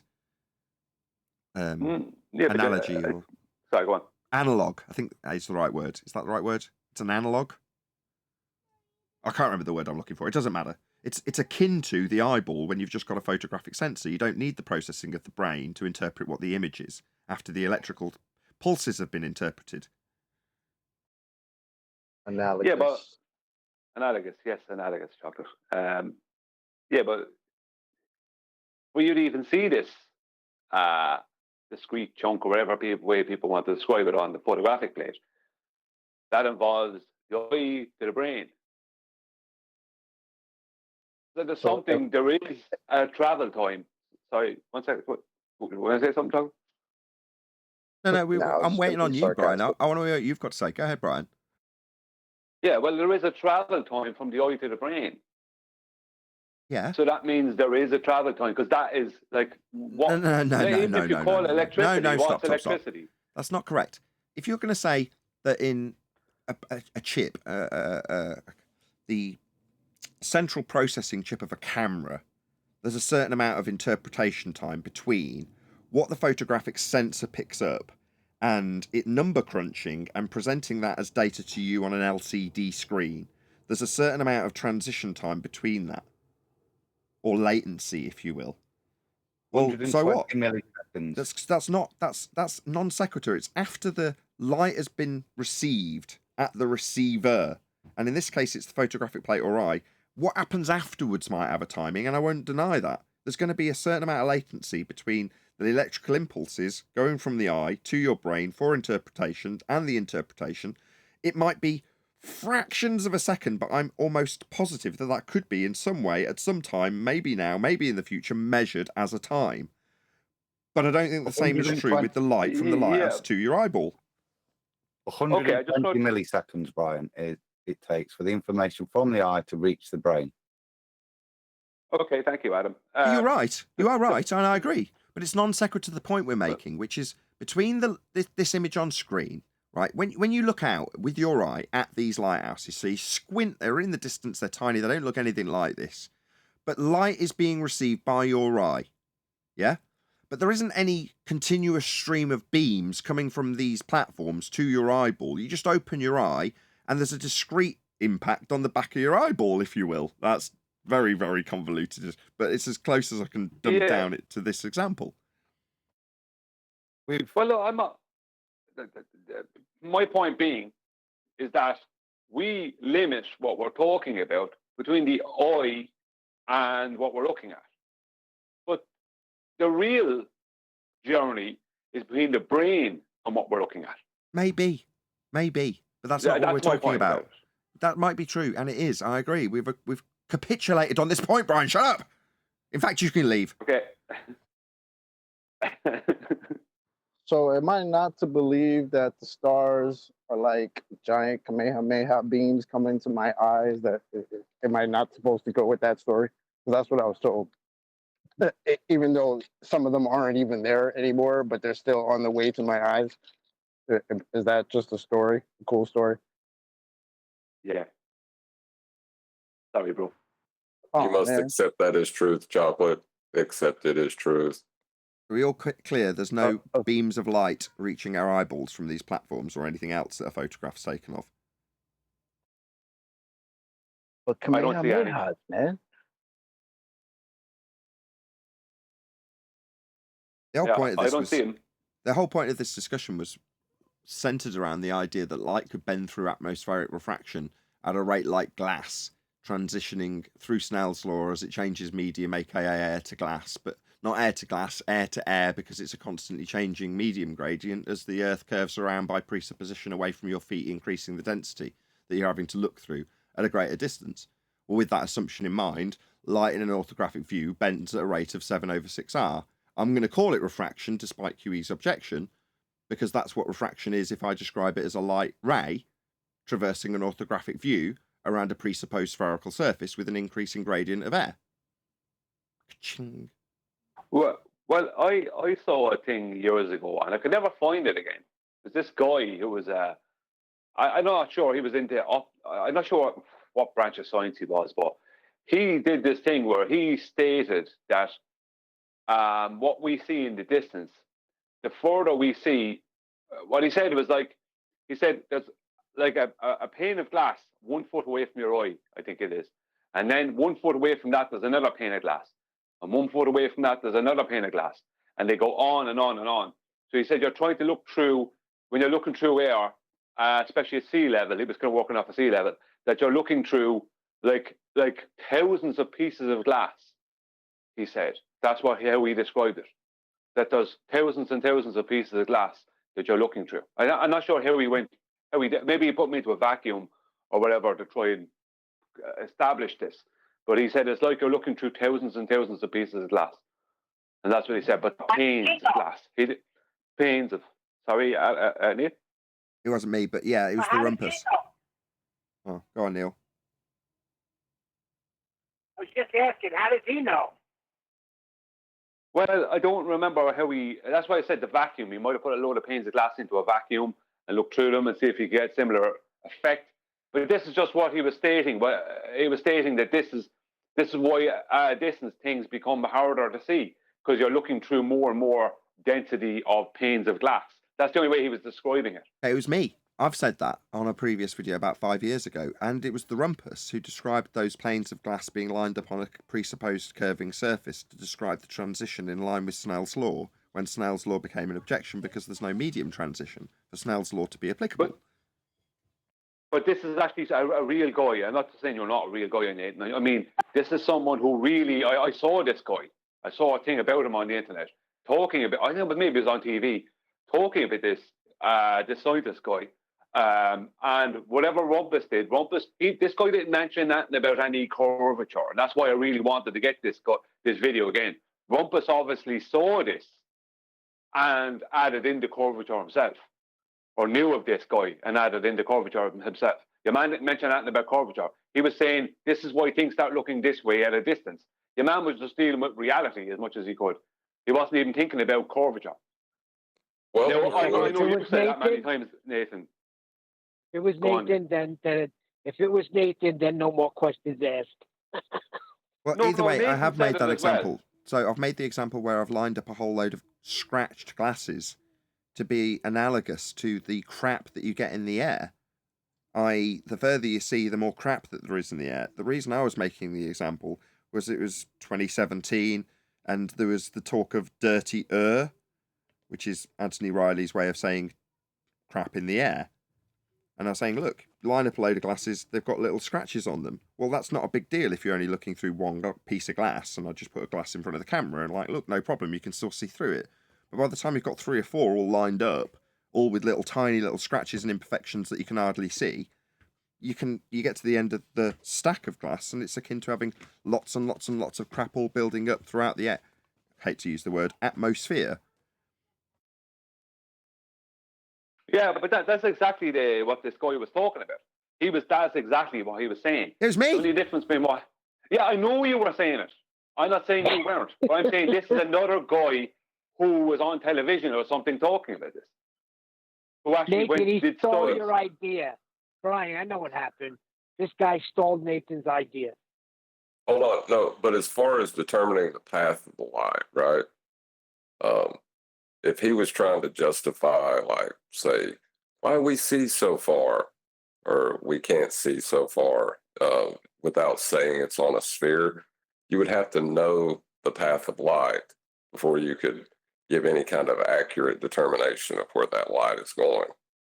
I think there's a differentiation here between what Brian's saying and Nathan said in the past when Brian heard it, which is how clarity diminishes through the air, through particulates and moisture. That's very different to claiming that different densities of this same medium mean you get an application of Snell's law for the light to bend to a supposed 7/6R rate. Exactly, Adam. Yeah, I reckon Rumpus possibly knows about this guy and possibly saw his work and just hijacked it. So when Rumpus was using, now maybe he just hijacked what Nathan said, because like Nathan and this man were obviously thinking along the same lines. But I mean, Rumpus probably just, either way, Rumpus just hijacked it and made it into added a curve, which your man was pointing out. What your man was pointing out had nothing to do with a curve. He was pointing out that this is what happens over. This is like the effect that happens with your vision over a distance through the air with temperature changes and stuff like that. He said this is what ends up happening. He said this is where you end up looking. This is how it ends up looking to you. That was his point. He did check with his globe compadres to confirm that that can only happen due to refraction. 706 R. No, he didn't go into any globe or any 7/6 R. He was talking about why it becomes difficult to see something at a distance. He was just talking about the effect of all these little panes of glass in front of you. That's what he was talking about. So he was kind of on the really is level. Speaking of rumpus. Yeah, and that's why I can't find him Snell's law anymore. to me. Sorry, Chocolate, say again. Oh, is it you, Neil? No, that was Neil. Yeah, Sorry, I was Neil. asking if somebody can explain Snell's law to me. In a very Adam simplistic... would probably be. Go on, Brian. No, I was going to put Nominating Adam me, the forward. sod. Sorry. I've pulled it up, so I'll give you a demolition. Snell's law states that for a given pair of media, the ratio of the sines of the angle of incidence is equal to the ratio of the phase velocities. Basically, you'll get a change in the angle as you transition from one medium into the next.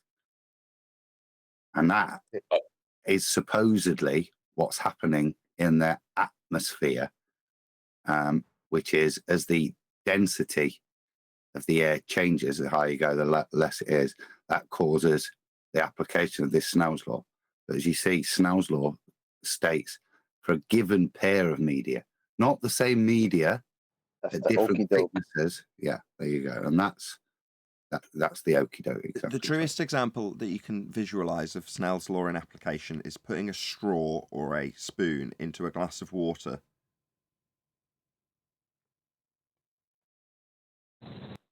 Oh, And okay. the spoon refracts. Right, but as far as that guy talking about the reason things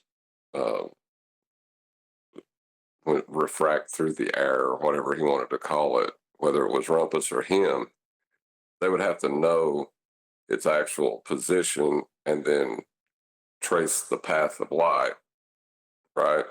Right. Speaking of Was which, the guy presupposing a flat plane? And if he wasn't, then his explanation will be flawed. speaking of Rumpus, I noticed in one of the Gilded chats that he's applied to be a member of the server, the Gilded server. And my response was to say, why would we have him? He's a proven, demonstrated liar. But with that in mind, would you like to hear a quick clip? Go on. Yes. Yes. Refracted her lighthouse. We haven't got what? We've got A straight line, a tangent. No, we haven't got a straight line. That's irrelevant. Did you just say you had to show us the geometric horizon? Absolutely. And that's why I had to show you the geometric horizon. You're not going to see the geometric horizon.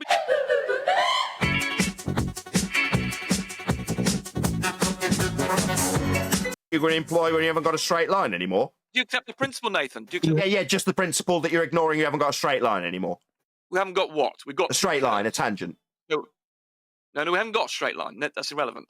Oh, really? So when doing tangent-based geometry, you don't need a straight line? Correct, you moron! Really? So why did everyone draw straight lines to a tangent-based horizon in the Isle of Man? Because they're explaining geometric horizons to... Oh, so you do need to draw geometric horizons when doing it then? We have got it. Well, you didn't have it a minute ago. No, we haven't got a straight line. That's irrelevant. We have got it. No, we haven't got a straight line. We have got it. And that's why I had to show you the geometric horizon. No, we haven't got a straight line. We have got it. No, we haven't got a straight line. Well, you didn't have it a minute ago. You said you can't see it and wasn't needed. Now it is needed and can be seen because I've pointed out that you were saying it was seen at the Isle of Man, even though you don't need it and it can't be seen. You just made that up. No, you definitely claimed you had a tangent-based horizon at the Isle of Man. You personally drew a tangent to it, refracted the targets, and you've ignored me saying you didn't refract the horizon. And now you're talking through me, non-stop talking through me, scared. This is panic mode. Why are you lying? And that's why I had to show you the geometric horizon. Did you just say you had to show us the geometric horizon? Absolutely. Oh, so you had to show it us? No, you didn't. You just told us it wasn't needed. And you didn't, well, I'm not quite sure whether you even accepted the geometric horizon. I seem to be stuttering quite a lot there. 5 minutes ago, you said it wasn't needed. No, we haven't got a straight line. That's irrelevant. Now you're saying you had to show it us. Of course I did. That's very high-pitched. So, which is it? You didn't need it, or you had to show it us. Which one is it? For once, be honest with the panel and admit I was going on about the refracted her lighthouse, fracted her lighthouse. Because it's in the wrong position with respect to the horizon. Now I'm responding to it, and you're It's talking also to it, you refracted coward. up with respect- Why won't you let me finish, coward? Full panic mode. This is Rumpus getting yet another proper bum smacking. Yeah, you never refracted the horizon. All they're saying, they have no idea with what they speak. They're just refraction, horizon's refracted. That's an oxymoron, folks. The base of the argument is non-existent. Thank you. There you go. Rumpus That's was kind of classic showing Rumpus. Rumpus is showing the magic trick in action. If he can get you to reify the horizon by showing you a geometric horizon on paper, then he can move on once you've accepted the horizon as geometric to make you believe anything else. Don't do it, Chocolate. Hold on. Don't do it, Chocolate. Just 1 second. Yes, correct, John. That's precisely his magic trick. Do you know who else has the exact same magic trick coincidentally discussed earlier in the live show? Neil deGrasse Tyson. Neil deGrasse. Right, when he slaps the ball and tells you can't see the curve of the Earth from 2 inches above this beach ball. Right, so long as he can get you to reify that geometric limitation on the ball into being your horizon, he's performed the exact same magic trick the Rumpus needs to get away with. Exactly. He was in full panic mode. Thank you for reminding me of the Whore Lighthouse. I had forgotten all about that. I didn't actually hear that The refracted until horror today. lighthouse. Horror lighthouse. Horror lighthouse. I think in that moment he realized that he needed the horizon to be geometric, so he almost said the refracted horizon, but then then the whole argument over the Isle of Man wouldn't make sense anymore. So he had to switch to lighthouse real fast. Wait, I thought he was trying to say draw and show at the same time. He was saying whore. He was going to say refracted horizon, but his brain fixed it real quick. So he ended up saying refracted horror lighthouse. Oh, no, I'm talking about when he said he had to show. That's why he was showing, but he went to say draw. So draw and show at the same time. So he said sure. Great. Yeah, your queen. That's the best one. It's the significance, Neil, is that when he's saying refracted horror lighthouse, it's because when he's answering my question, he's asking about the lighthouse that you, quote, know is refracted because of its position with respect to the horizon, end quote, the Rumpus. Ergo, his horizon at the Isle of Man is the geometric horizon that blocks the Isle of Man. But after the Black Swan, it's a refracted horror lighthouse. Do you understand now? Yeah, I got that. Yeah, I got that. I'm just picking up on his little speaking errors. Yeah, because didn't he used to try to tell us how much the lighthouse is actually hidden behind this supposed curve? Wasn't refracted those years ago. It was just the lighthouse sitting there being hidden in the distance. Right. He even has his own diagrams that he used to show, his own orthographic diagrams, which used to show a lighthouse behind the curve and a refracted up lighthouse that we're seeing. Exactly. That's with what respect. with all exactly. the bent lines. Precisely. With respect to the geometric horizon. Why? Because the geometric horizon's Earth curve, the thing he's trying to prove. So when he refracts his horizon, that's Earth curve, It's no longer his limitation at the Isle of Man he was arguing about. Hence, he's never allowed back here, because he spent significant periods of time arguing about how the geometric horizon gets in the way of the Isle of Man, only to come back years later and say, I never claimed the geometric horizon was blocking your view. We can't see it, but, quote, that's irrelevant? What, irrelevant that you were claiming it blocked the Isle of Man? No, you'll never return here. Yeah, but Nathan, how do you expect them to come clean? If he comes clean with that, it's over for him. And he knew it. Yeah, people don't listen to what Rumpus is saying, often because he speaks so fast, or he uses an ad hom in between to divert the person and cause it's like a gaslighting type situation, or an antagonizing, maybe a better word for it. Whereas like things like he said, like gas particles have little springs on them.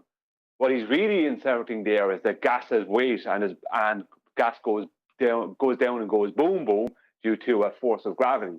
That's what he's really talking about. I'm feeding back on someone there. That's what he's really talking about. But when he says gas have little springs on them, people will laugh at that, rightly so, but they'll miss what he's really saying, because there's all these little claims he's making without making the claims. See, he hoodwinked his own side for years because he knew the horizon officially wasn't geometric. He knew this. He knew it was always a refracted position, and so did Mick West. That's why Mick West disappeared in 2020, because he knew he couldn't continue on. That's correct. That's the essence of his lie. So the reason that I got so huffy about it was because the entire time he was arguing with us at the Isle of Man, he knew full well that what he was claiming was blocking the Isle of Man, and therefore claiming to be proving Earth curve as that blockage, the geometric horizon. He also already had access to Andrew Thomas Young's information, and very foolishly, whilst he had his screen shared, scrolled past it. So the moment I saw it, when I went back and he started lying initially, because I gave him 3 opportunities to come clean and just explain that no, he definitely claimed that the geometric horizon was in plain view as Earth curve blocking the Isle of Man. 3 opportunities, and in that process I went back and had a look. And when I found the old clip, and there's Andrew Thomas Young, what we were discussing at the time many years later, I was like, the little lying shit. He knew the entire time that it wasn't a physical obstruction at the Isle of Man. It's refracted. Here it is on Andrew Thomas Young's document, years before we'd even heard of who Andrew Thomas Young was. So he got it there the whole time. Ergo, he's an intentional, deceitful, lying shit. He's purely here to deceive you. That's his purpose. Shill. Yeah, but he did it to his own side, because he had loads of people on his own side. I wouldn't say conspiracy cast, but there was plenty others who he had fooled over the years, giving them the impression that the horizon is claimed to be a geometric location, officially. When officially it's claimed to be a refracted position, officially, as per the globe. Not officially. Deceiving people. No, officially it's supposed to be a geometric obstruction, and that's what you can derive geometry from. Now, this official claim goes against the geometry. So I don't know if I would say officially it's refracted. That doesn't sound because right. They have to look at celestial navigation. They had to start bringing in this we're looking at refracted horizon nonsense, simply because what we're seeing does not comport to the geometry of the globe with a radius of 3959 miles. That's correct. And that was basically it. Yeah, that's correct. If you want, Nathan. Hold on, go ahead, John. Just repeat yourself. Hold on 1 second, Chocolate. The claim that the horizon is a geometric obstruction is the basis for believing you're on a sphere. The minute you refract that, you don't have any reason to believe you're on a sphere. Absolutely agree. If you want another throwback clip on that specific thing, it's in Master D, Nathan. Right. But I was going to say something about Rumpus because Rumpus does have consensus behind him. All he has to do is confuse the argument. That's all he has to do, and it's a win for him, because if people walk away from it misunderstanding or not understanding the problem or whatever, as long as they're confused, then that's a win for the globe. No one claims the geometric horizon is where the apparent horizon is. When Sorry, we've only got one horizon. We don't have two horizons. We don't have an apparent horizon and a geometric horizon. We just have a horizon. It's just not geometric. Correct. So we don't have a geometric horizon on a sphere, Rumpus? And, by the way, the geometric horizon is apparent! Mute, mute, mute, mute, mute.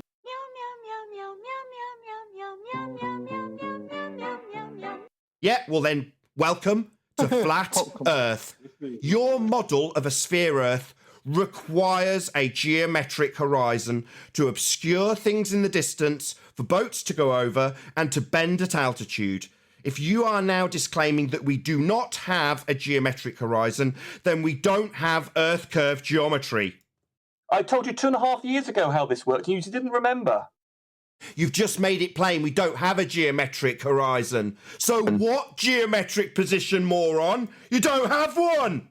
We do. Oh, so now we do. Only 30 seconds ago, ladies and gentlemen, he made it plain we don't have a geometric horizon, and now we do. No, we don't have a geometric horizon. The fact that this flip-flopping retard rumpus has gone from it being geometric as a necessity, as per your model, to us not having a geometric horizon, and we never have, to now it being geometric again. If you can't recognise his flip-flopping and orthodox, it's because you're as retarded as him.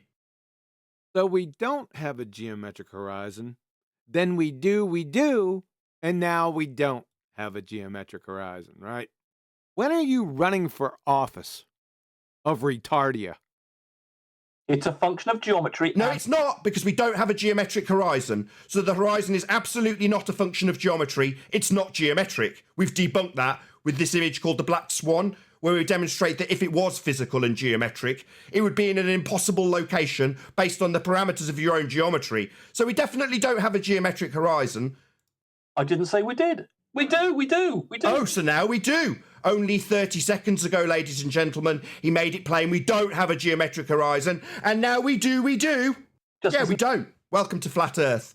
Do you realize how many times you've destroyed your own argument today? So what geometric position, moron? You don't have one. We do. Oh, so now we do. Correct, we don't have a geometric horizon. So what geometric position, moron? You don't have one. We do. Oh, so now we do. Correct, we don't have a geometric horizon. Correct, we don't have a geometric horizon. Wow. I will never get tired of that. That's when I used to be in Discord and get so frustrated. That's copyright infringement. Have you ever asked the baller if they believe the horizon is at sea level? No. Oh, I did. Well, it's just interesting because in their diagrams, they have sea level as a straight line coming out from their feet, and then Earth curves below it, right? So. Right, so based on their model, if they've got a line coming out from their model saying sea level, and you ask if the horizon is at sea level, if they say no, why is it depicted thus on your model? If they say yes, so you're saying that the Earth curves below what we see at sea level. So they're screwed either way. Very They'll good. just fix that. We're telling you sea level's curved. Well, they can't say level's curved, or then their argument for a tangent plane goes out the window too. So that one would knot them up with eye level. This is when Yeah, it but feels. they need level to be curved. Yeah, they need That's level to how be the whole curved. shit That's works. that's the essence of what Bev Try Thinking's show is all about. That's what they argue about pretty much all the time, isn't it? They need level to be curved. That's correct. No, eye level is the straight line for them. I know, in their diagram, it's drawn out, John. This is epic. It makes me proud to call ourselves on the cutting edge. So is level curving or is level straight? Or have they got two horizons in that depiction? I think they've got two horizons. No, they have two different levels. This is what our most recent story is. They have two different levels. I've listened to Bev's, and they're changing between different levels. So the level you get with spirit level, like they would use in a bubble sextant, that will give you a horizontal, but sea level, or the level you would get in with a water level, is a level with the center of a globe. So they're two different levels. That's where they're at. I haven't watched Bev for a couple of months, right? And the reason I stopped watching Bev was because I got quite annoyed with him when he was slagging off our elevation angle argument because he basically didn't understand it, which I managed to weasel out of him when I was asking him what he'd do if he was at sea and lost. Well, the end result of his explanation based on his lack of understanding of the elevation angle argument was you can't do anything with an angle. I'd blame the navigator for getting us lost. No, he never actually published that, and neither did I. But, you know, I just sort of set aside my differences and moved on, and there was no love lost. There was no publicity about me calling him a scammer or vice versa. Just the discussion topic in regards to elevation angles occasionally cropped up. However, plenty of people who've been coming and praising me in regards to this disagreement with Jaron with science not proving anything, which it absolutely does. A couple of people have come back and said, yeah, in regards to that, you guys here on Flat Earth Debate playing chess, where over on Globebusters they're playing Dungeons and Dragons. And Bev is also disseminating good information. And we reference him occasionally. So aside from the fact that I put it down to pride, i.e. we've got a bloody good argument, which he doesn't fully understand, and therefore it's crap, because he can't be asked to learn it. Well, okay, I'm more than willing to put that aside in regards to Bev. If he's got a cracking show going on, I might subscribe to him again. Has he got a cracking show going on? That's what I'm asking. Well, are they saying at Bev's? I was just going to ask, are they saying at Bev's that there are two different kinds of level? There's curve level and not curve level? Yeah. That's dumb.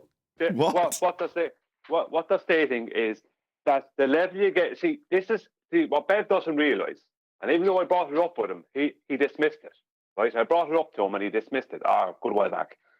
Is that since the bubble sextant turned up, then a bubble level will give you horizontal, because it's in the definition of the bubble sextant, it's in the citations that they create a horizontal with the bubble level within the bubble sextant. So now the ballers are admitting that a bubble level will give you a horizontal. You'll create a horizontal with a bubble level. But a water level, which is what Bev's main argument is, will give you a level with the center of a globe. What? They're the same thing? Yeah. No, because they are the same thing. But the ballers are trying to state that the bubble level is a horizontal that's not, you can't view, or it's just a horizontal in free space, whereas the water level is comporting to the forces of gravity. What? Yeah, that's where they're at. That's where they're at with Bev. Hold on. There's two different levels. A water level, level, which establishes a horizontal the same as the bubble does. These two things are the same. Yeah, but that's where they're at now. They're trying to argue two different positions for the word level. Okay. That's what I was saying. They're trying to argue two different positions. That's what I was saying. Could we just make it a housekeeping question? Like, what's the difference between eye level and sea level? Because we know that it's a depression angle, right? But what do they define it as?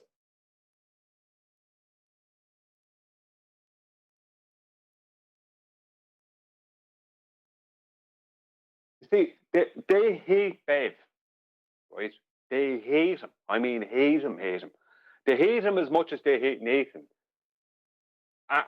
But Bev really, I don't know what it is, but Bev really gets underneath their skin. And so the last thing they're going to admit is that the water level and the spirit level are the same thing. But the only reason they're even admitting that the spirit level creates horizontal. Just wrapping my head around this. I'm sorry to interrupt, Brian. They're struggling to comprehend that the water level and the spirit level are not the same thing. This is a joke. That's their argument at present. That's their argument. Okay. Yeah, as a matter of fact, they're arguing that you can't even tell the difference between a horizontal plane and a curved line. Yeah, that's another one of their arguments. Even though they're fundamentally opposed to one another and totally different. Yeah, you can't tell that. That's where they're at. You can't tell. And then there's another comment that goes on there. Shouldn't they be? Yeah, you can't tell. Shouldn't they be showing us how we can tell? How it's really distinguished? Not. Isn't that what they should be showing us, rather than we just can't tell that we're on a ball? How is that a good argument? We just can't tell. It's equivalent to taking a man from the Congo and a man from Iceland and putting them standing side by side and saying that you won't be able to differentiate who's from where. It's more like the Emperor's new clothes. You couldn't tell the difference between his magical invisible clothes and him having real ones on. You just can't tell the difference. You can't tell. And then there's another guy that goes on there who made the hypothesis of, what was it? If water forms a horizontal plane, then Earth cannot be a globe. How's that for a hypothesis? Hypothesis? What? That's what he described it as. Number one, cannot be a globe. That's not a phenomena, is it? Of course not. But this is and the guy's name was I Can Science That. What? So yeah, that goes. Yep. Is this someone on our side? Please tell me this isn't a flat earther. No, this was a glober. And he was going against Bev's because obviously Bev's stance is a water level is a tool that establishes a horizontal plane reference. So his argument against that was, well, if water forms a horizontal plane reference, then the Earth can't be a globe. And thus sea level debunks the globe. But then he's affirming Bev's point, isn't he, and saying Earth's flat in that statement, isn't he? Yeah, the guy's a retard. Yes. That statement is, although it's just so messy and crap and badly formulated, and even called incorrectly a hypothesis, it makes me shudder. What he's actually saying in layman's terms is, if we can establish a horizontal plane, then Earth isn't a globe. Okay. Well, Earth isn't a globe then, by that logic. Yeah, he doesn't seem to get that point. Because that's literally what water does, and that's what a water level does. Okay. So, yeah. He's got a bit of a problem. I did say this in the live show. Playing devil's advocate, it's easy to be a baller. Number one, you've got consensus behind you. You know, it's like being pushed into a fight with every bully in the school right behind you. That's what it is. So they're overconfident Dunning-Kruger when they come in, regardless if they're shown to be wrong instantly. They're too dumb to understand the rebuttal half the time. But in their Earth curve calculator, sea level is a straight line moving out from your feet. Yep. Why didn't we spot that in eye level? That makes me feel dumb in a very pleasing manner, akin to QE saying, "Oh, why didn't I spot the gas pressure argument?" Why didn't we spot that when we were arguing at the Isle of Man? It's there in black and white on every single one of them on the Earth curve calculators. One of them was even called ground level from memory. Sorry if I could overtalk you. Hidden in plain sight. They're always the most difficult. Yeah, it's right there in black and white. I can't believe we didn't see it or argue about it. There it was the whole time. We didn't even say anything. Nuts, innit? I put up a shorts video recently. Now, I don't think very few, if any, of the panel have seen it. I didn't share it or anything on Skype. It was just water. You know, a draining board in your kitchen. They always have a lean on them. They always have a slope to them for the water to drain down into the basin. Now, I had a bowl, like a dessert bowl or whatever, that had water in it. And the water was making a total horizontal in the bowl. The bowl was at an angle because it was sitting on the draining board, and the water was making a horizontal within the bowl. So we have water making a horizontal within something that's leaning down the way. Now, it doesn't seem like much. It's like, that's like something someone would bring out in 2015. But I put it out there, and I didn't expect really too many people to comment on it, but I got loads of comments on it. Lots of people from our opposing side, like, obviously had a problem with it. You know, they were a bit triggered by this simple little thing, because it shows exactly what can't exist for them. This can't exist for them. You know what I mean? Sometimes it's the little things, Brian. It's the little things. It is, Neil. It's the little things. Because I mean, the argument obviously went to their force of gravity claim, which is completely out of date, right, since World War One. But the point is that I knew they were going to go there. But the point is that they just didn't, like, this is something they had to claim that over a distance that curves, because that's what they have to believe, because they can't see it for just what it is. Water, big or small, if that bowl is the size of the Atlantic Ocean, or it's the size of a bowl, a desert bowl, the water is going to do its best to behave the same. It always strives to find horizontal. That's what water does. But that can't exist. That can't be a fact in their world. It can't. May I read something? No. Parallel lines meet in infinity. Mathematicians say that parallel lines meet in infinity. Patently, this appears to be a contradiction in terms. If lines are parallel, by definition, they cannot meet. If they do, by definition, they are not parallel. But this is only if we deal with Euclidean plane geometry, the flat geometry of only 2 dimensions. In spherical geometry, that is based on a 3-dimensional system called non-Euclidean geometry, all lines are really curves, and parallel lines do indeed meet if they continue to infinity. Did you want to present something, Adam? I've got it up and have had for a while, actually. Cool. That's ridiculous. Speaking to you, Mike. Yeah, just a little thing that just made me brain check a few numbers while we were talking. If you take the old Mick West stuff, we've got this diagram which we've familiar with in the past and in the present with the sextant. So I was just looking at the numbers, and I'm going to allow to use the refracted figures, which just flattens it out a bit. I'm not bothered, but it's it.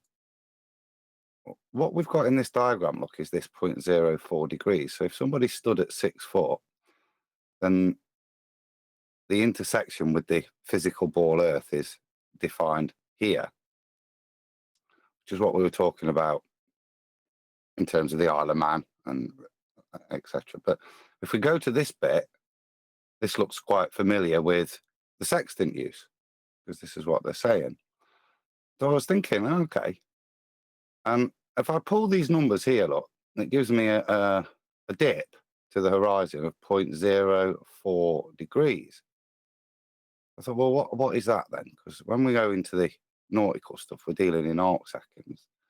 So this is a correction, look, of 144 arc seconds. I thought, well, what does that compare in the height of eye dip correction table? And if you look over here, 6 foot is 2.4 again. So I think 2 minutes 4 seconds, which is 124. So again, we've not got, even with the exact comparison, and this is what I wanted to check. 10th, can you go to these tables? Is it, because I can't get it any bigger. I can't tell whether it's 2.4 seconds or 2 minutes 4.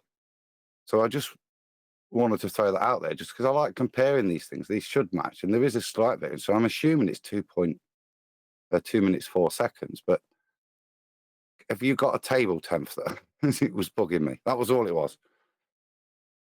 Well, what's the Globe's claim from Metabunk, Adam? What's the Metabunk claim as far as dip?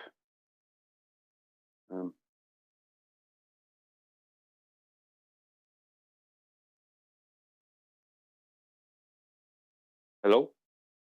He's looking it up. He's searching, I think. Sorry, I was on mute. Sorry, the Globe's is 0.04 degrees, which, like I said, I've converted to 144 seconds of arc. So I want to know, is that, because I just can't see it anywhere that I can make out. I think it's 2 minutes 4 seconds, but I don't know. And that's what I was just asking 10 for, if anyone's got access to it. It's still incorrect.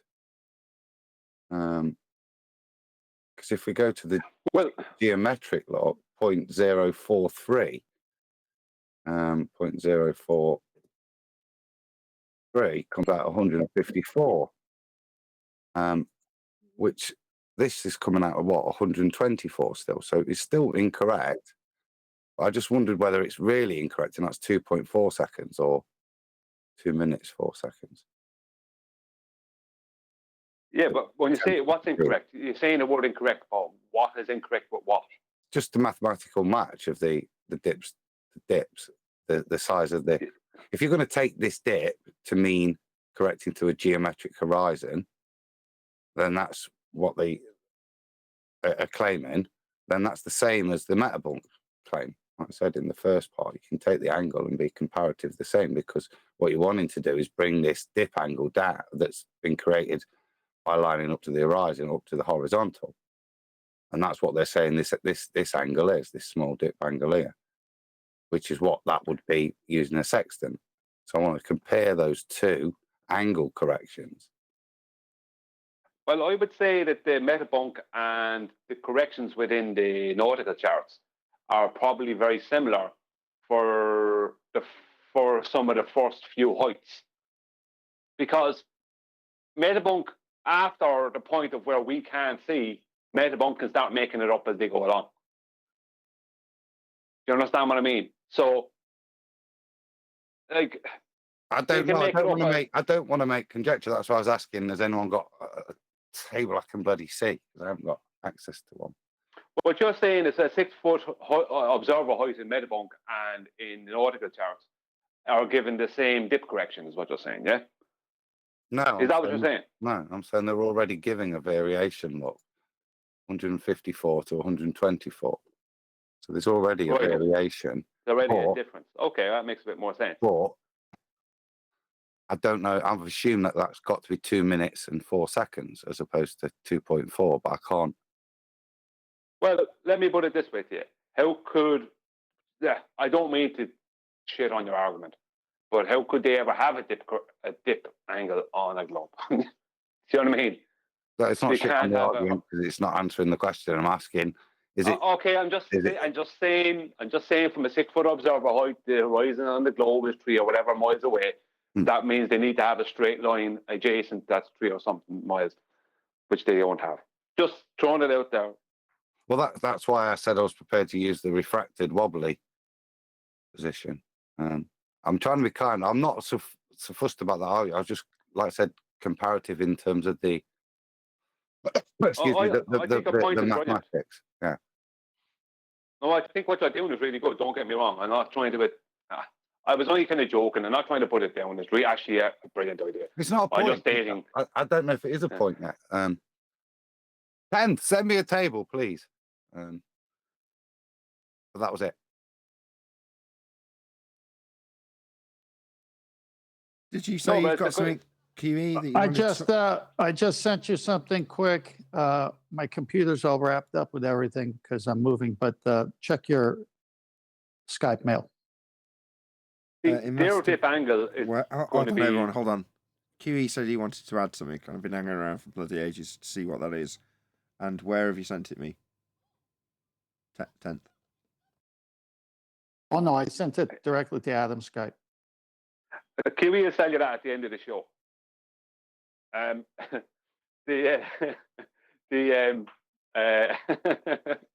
The dip angle, the globe that Metabunk are using is a chord line.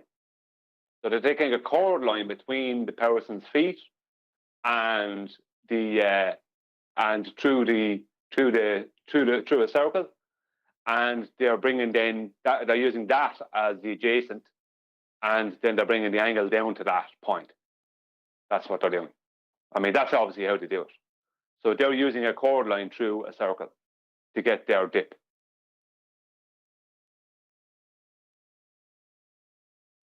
They don't want to be an horse, but no, they don't. They calculate the exterior surface. That's it's a really nice calculator. That's the data that they put in. It's just added in afterwards. It's calculated the same as my calculation. I've got to go, sorry.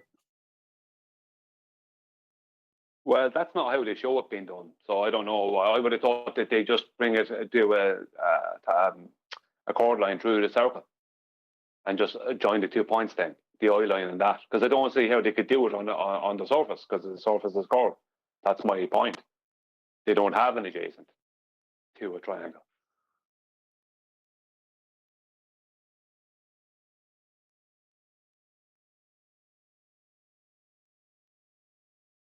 You can't have that. You can't use a curved surface. Can't be done. QE, you there? Yes, sir. What is it you wanted to ask, or you said you got something you wanted to talk about? I've not Oh, got anything. yeah. Maybe we can talk about at the end of the show. This is the end of the show. Everyone's been waiting, right? Because you know it's going to end the show when he comes to me. At least he remembered this time, right? But just for future reference, if you guys want to know just about that, just say something like that, and then you'll know what time the end of the show is coming.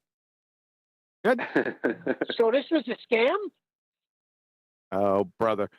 Yeah, I wanted to bring up, there was a profound a few good men moment at the end of the live show that went without comment. Do you remember what that was? No. It was, well, if the Earth's a sphere, more or less, I'm paraphrasing. Well, if the Earth's a sphere, then why would it be necessary to invoke the Habersign formula? Yes, that was quite profound. Yeah. Because if you gave an order that Santiago wasn't to be touched, and your orders are always followed, then why would Santiago be in danger? Why would it be necessary to transfer him off the base? Oh, I got it.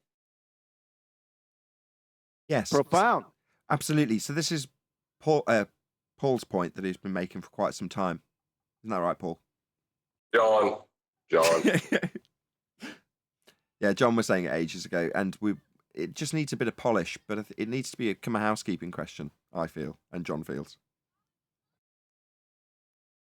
I just wanted to point it out because as soon as you said it, I mean, it's simple logic. The overall point, the hidden meaning behind that is that all necessary contingent facts of your claims or arguments must be coherent and sequitur.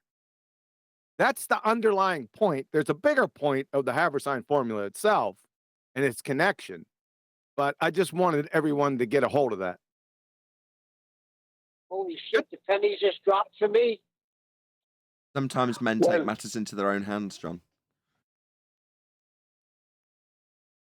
Well, the Habersign formula, 1 second, I just want to say, the Habersign formula, after they've measured these circles of equal altitude across a huge horizontal plane, they place them onto a map called the Universal Transverse Mercator, which has all the positions and sizes of the continents and countries distorted. And then they correct that distortion that they place these things onto with the Habersign formula and add in R as part of it. So that answers the question. So they create the distortion that they're going to then correct with their globe. That's what it is. Then why would Santiago be in danger? Why would it be necessary to transfer him off the base? Yeah, why is it necessary to put these circles of equal altitude onto a map that is distorted in the first place? Exactly. You can keep going backwards until you get to the celestial sphere model.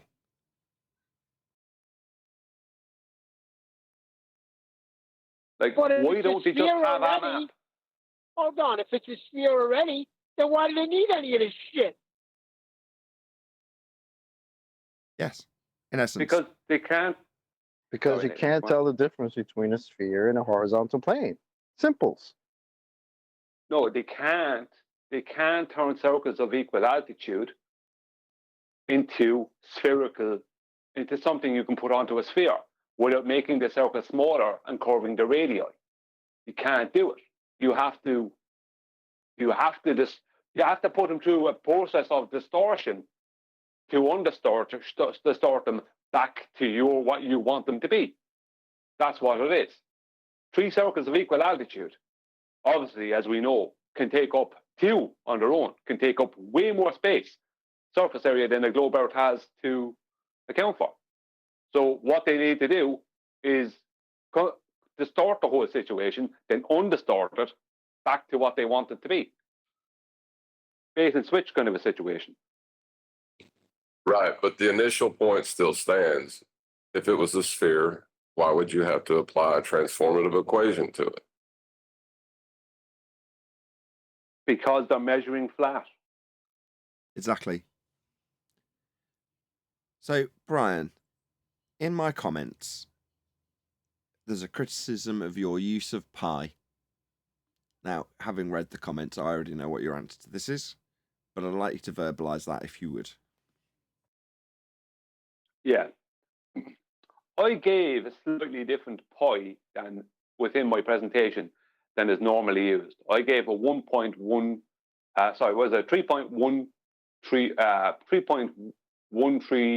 think it was. Or 3.139, etc. Right. Yeah, okay. Okay. It's just my memory. Right. Give me a break. Right. I gave a slightly different one. Because you can change pi a little bit and also change the mean radius and mean diameter of a circle slightly. Right? You can change them around, the 3 of them. You can tweak the 3 of them between each other. Because the problem with pi is they officially start stating it's an infinite number. It's numbers go on and on and on and on. When technically it shouldn't be. Because there is a mean radius to every circle ever and a mean diameter to every circle ever, based off of an arc length. You have 3,437 point blah, blah, blah, blah, blah, is the mean radius of every circle ever in minutes of degree along an arc. That arc length, straightened out, will always be the radii. So what I was doing was, the point I was trying to make is that it was based on the globe hijacking a circle. Because how did they end up with 21,600 nautical mile circumference when every circle ever has 21,600 nautical miles? Because there's 21,600 minutes of degree in every circle. So that's why with pi, I added in a slightly different pi simply because you can. Pi is not determined and nailed down. They try and say it's nailed down, then they tell you it's just an infinite amount of numbers. Well, that's not nailed down, is it? It was an infinite amount of numbers nailed down. It's not. And as Nathan, you pointed out to them, pi was deemed to be this, that, and the other thing through history. So pi has changed through history. I was just going to come to that. So I was trying to tie it to it in terms of historic accuracy. I didn't know if that was the case when I made that comment. I just went on what my logic would have been for using a different value. And that was my logic. I was like, well, based on what you say is the history of the globe and its derivatives, measured off a flat plane, I might add, then we're going to look back in history to what value pi was at that time. And I roughly pegged it exactly what you'd used it, Brian. Now, obviously, when I searched, I did a back-engineered search based on your value, so it doesn't surprise me that what I found matched my bias. So I'm just going to disclaim that straight away. I haven't done enough research to say imperatively back in history the value of pi was as Brian gave, but I certainly managed to cite cursory search some evidence to back that. And then my response to the person that was saying, you don't even know what pi is, it's like, well, how old do you say the globe is? What was pi claimed to be as a standard back then? And then I cited my evidence as Brian's just described it for that reason. But that wasn't where Brian was going. He was just doing it purely based on the maths that are used for the globe and back engineering that. So, who's right? Well, pi has changed. You can easily find that out. Just search for it. It's not always the same. Well, my overriding point not of the whole presentation, but part of it within the presentation was this. They have a circumference that's 21,600 nautical miles around our globe. This is our claim. But the only way to establish that in reality is to have horizontal surface measurement of 3,437 or 3,440 nautical miles, which will then convert over at the rate of 1.1508 to 3,956 or 56.8, something like that. And they rounded it off up to 3,959. So my point being is they have a circumference right on their equator that has no radius measurement to go with it. They just happen to have an equator. They just happens to have 21,600 nautical miles exactly around. It's like, that's not possible. They just happen to have this. The only way you can create a circumference off of a nautical mile measurement is that you must have a measured nautical mile radius. Because my point in the thing, part of my point within the presentation is every single horizontal, right, angular measurement we make, right, and we'll always convert exactly to statute miles at 1.1508, but that won't always happen with any of the arc or azimuth measurements. They just happen to have the exact size of circumference that would require a radius. What I mean is that the radius for that is the only radius for that exact size. The only radius for that exact size circumference is a 3,440 nautical mile radius. Exactly. Right? They've back engineered it based on the observations and made that their globe equator, not the other way around. It's not that the globe has an equator of that value. It's a back engineering. Exactly. The only way to ever create, if you take the 5,400 nautical miles between the GP point of Polaris and the equator, right, that is a straight line horizontal, and that is a radius. And you make that into a nautical mile circumference, it'll be 33,912, right? I think it is, right? But the thing about that is, technically, that circle actually has 21,600 nautical miles around it. But the only reason we can give it a 33,912 nautical mile circumference is because we've actually got a surface measured radius for that. And we're calculating the circumference off of the measured radius that does compute to the conversion of 1.1508 over into statute miles. Right, but so one more thing, do that. just because you've left it out, that measured radius would be on the flat plane, and the only way that would translate by reification into the globe description is to slice the globe in half, correct? Yeah, they don't have a surface radius measurement for this circumference that they're claiming. Because you need a surface radius measurement. Exactly, that can only be got in a horizontal. Exactly, they'd need a flat surface across the horizontal from the full surface diameter of that surface area, which would be flat. So it's the equator sliced with a flat plane to measure it. So in other words, that's where you end up at the centre of a presupposed spherical Earth standing on a plane measuring out from it, because it's the only way you can have it work. Because if you do it that way, as you rotate the spherical map around you, you maintain that equatorial value at all times as you rotate it around you with you at the centre. And it doesn't muck up the maths and the conversion. Whereas if you move up on an actual sphere or an actual spherical surface, it would decrease that value. So that's how they've fudged it. They stick you in the centre and move the map around you, maintaining the outside edge, the equator value. Well, the thing about it is, see, what kills them is on the surface in reality, we do have a horizontal measurement from the GP point of Polaris to the equator line. And that measurement is 5,400 nautical miles, which translates over exactly at the ratio of 1.1508 to 6,214 statute miles. We do have that measurement, and that works out at an equator length of 33,912 nautical, 39,070 or whatever statute miles, something like that. So we do have a measured surface radius between the GP point of Polaris and the equator line. So their version of everything, they have zero evidence for.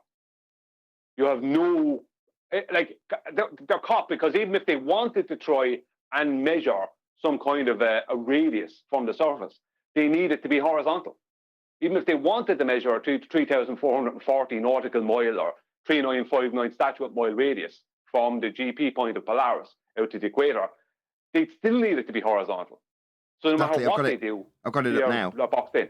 On the presentation screen. So exactly, if you're going to claim that you're measuring this and the center point is Polaris above your position on a sphere Earth, well, this straight line that's drawn out below zenith and out would have to match up with the equatorial line. That would be the value that you're measuring. But you're measuring it on this flat plane. Now, the fact that they've got it depicted here, teeter-tottering with a dingleberry globe Earth below it, is irrelevant. You're still measuring the angle from this point where A and B have a vertex on this flat plane. That's the measurement point. So if you're measuring the equatorial value for you at the GP, let's say, of Polaris, out to the equator, well then you're going to have to measure it out on this flat surface that doesn't exist on a globe. Exactly. They're caught no matter what direction they go. Because they're exactly. How could they have a circumference of an equator that just happens to match the 1.1508 nautical to statute mile conversion rate? Just happens to match it. They just happen to have 21,600 nautical miles around their circumference, which is the exact circumference of every circle ever in history, and that will ever be. Every circle has that.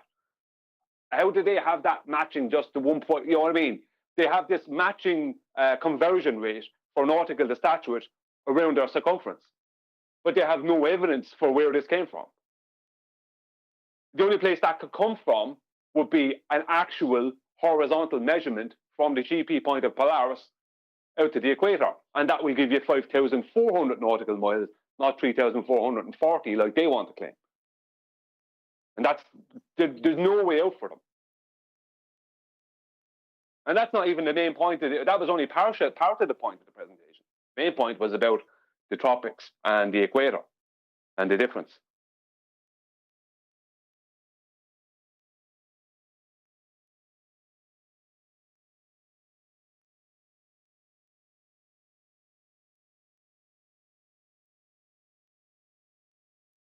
Did everyone get that? You take notes? Yep.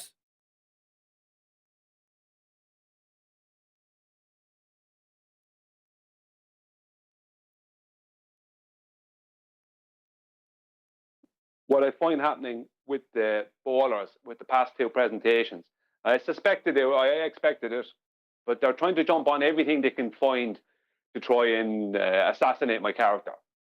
As in, they said in my presentation about the circles of equal latitude that I got three maths. I got three parts of my maths were wrong. They were including the one part that I stated was wrong at the start of the presentation, and I stated it was wrong on purpose for them to find it.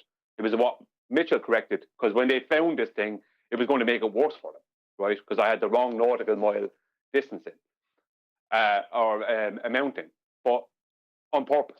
But the other two, they said that I didn't calculate putting circles of equal altitude onto a sphere correctly. But I didn't put any circles of equal altitude onto any sphere. Why would I do that? They don't go onto spheres. That's the point. You can't do that. Yeah, it can't be done. So that they were trying to state, so they've gone around basically anywhere they can trying to state this. And I've seen it with flat earthers, even with some of their comments going, oh, okay, then, just not realizing that they've been hoodwinked. No, these fellas are telling you a load of lies. I didn't get anything wrong other than the one thing I purposely put in wrong. Because I knew that they're looking for something, and I wanted them to find that, and it'd be worse for them. And the same with the one I just did, the presentation I just did. They're doing everything. They want to attack me on pi and attack me on everything they can. They want to argue about circles and argue about everything instead of addressing the facts, which is, in reality, the equator and the tropics are not straight line measurements. But in reality, we can take a straight line distance measured in degrees and convert it over the statute at 1.1508 all day, every day, in every direction from anywhere. We never have to change that. It only ever changes in an arc, proving that what they're claiming are straight line distances away from their feet, which would be around the equator, bringing them back around to where they were, or around the tropic, bringing them back around to where they were, is not. They're not distances that are sitting out in front of you. They're going around from you, because you have to change the nautical to statute conversion rate. between the equator and the tropics. If you were going to measure, if you were on a globe, you'd have to measure them different. But we don't do that. Like they're claiming that the equator line and the tropics are straight lines. This is what they're trying. That's what they claim within globe land. They're not.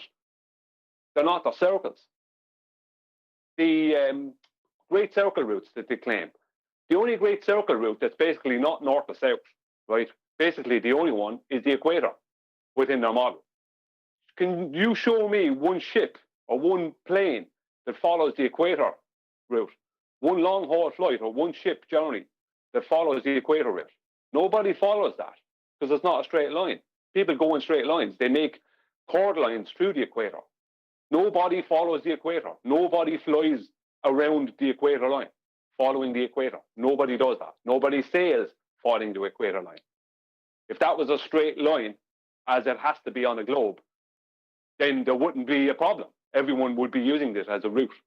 But it's not a route, because it's not a straight line.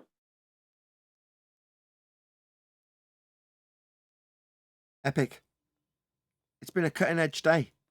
Earlier at the beginning of the show, Righteous Force was trying to disseminate the idea that maybe people just aren't listening enough.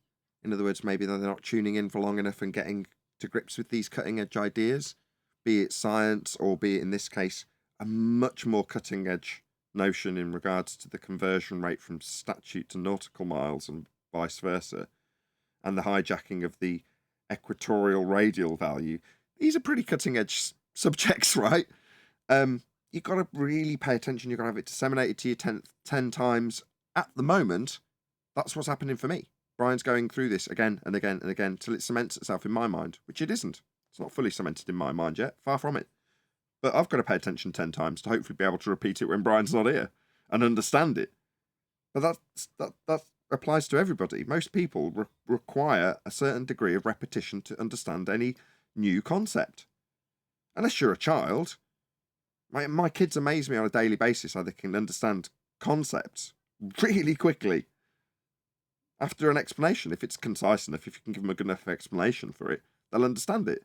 Like, wow, you're like a little sponge, it's amazing. And when they repeat it back a few days later, you're like, wow, wouldn't it be great if adults were like that? Well, we're not. Unfortunately, most of us, not everybody, requires things repeating again and again and again and again and again.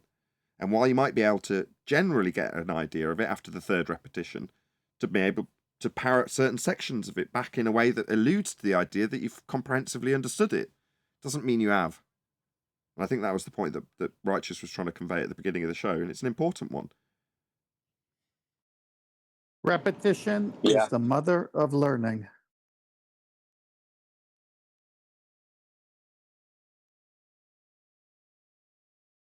But in that regard, it's been one of those shows where, you know, we've gone over some of these points, but they're cutting edge points. So somebody who's like wants to be cynical would say, oh, right, you're just covering the same stuff. Yeah, didn't Brian go over this in a presentation? Aren't you going to be repeating that on your second channel tonight? Isn't it old news? Yesterday's chip wrapper, etc., etc. And it's like, no. The majority of people, including the host in this instance, haven't got a full grip on what this is and how it works yet. And even once I've got a good grip on it fully, I've got to then be able to disseminate it concisely or argue about it in rapid fire debate if someone comes in and challenges me on it. If that happened tomorrow, I wouldn't win. Brian might. Well, it's partially down to me. I'm trying to explain something that I understand, but I haven't been able to articulate as concisely as I would like it to be. Because we're dealing with so many different little factors with the globe, it's such a mathematical, a geometric maze, let's just say. There's so many little factors that you're bringing into what you're trying to explain that it convolutes the whole thing a bit. So if people didn't fully get it, it's on me because I'm not articulating it correctly. Now, I might have another presentation coming that will bring it into much more simplistic form, but not until I'm sure that I can really simplify it. When we say we're on the tip of the spear, cutting edge, all the rest of it, that's what this is.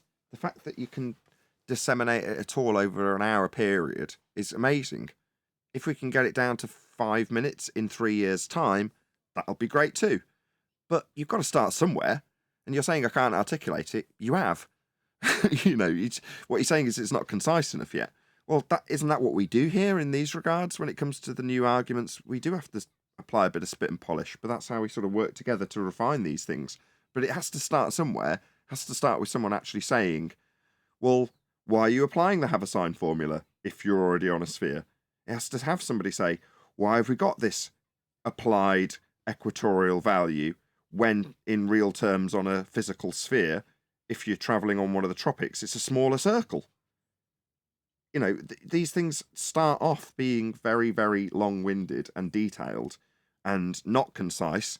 And at some point, hopefully, a couple of people in the audience, moreover the people on the panel, go, yeah, I get that. That needs a bit of refinement, and move forward we do.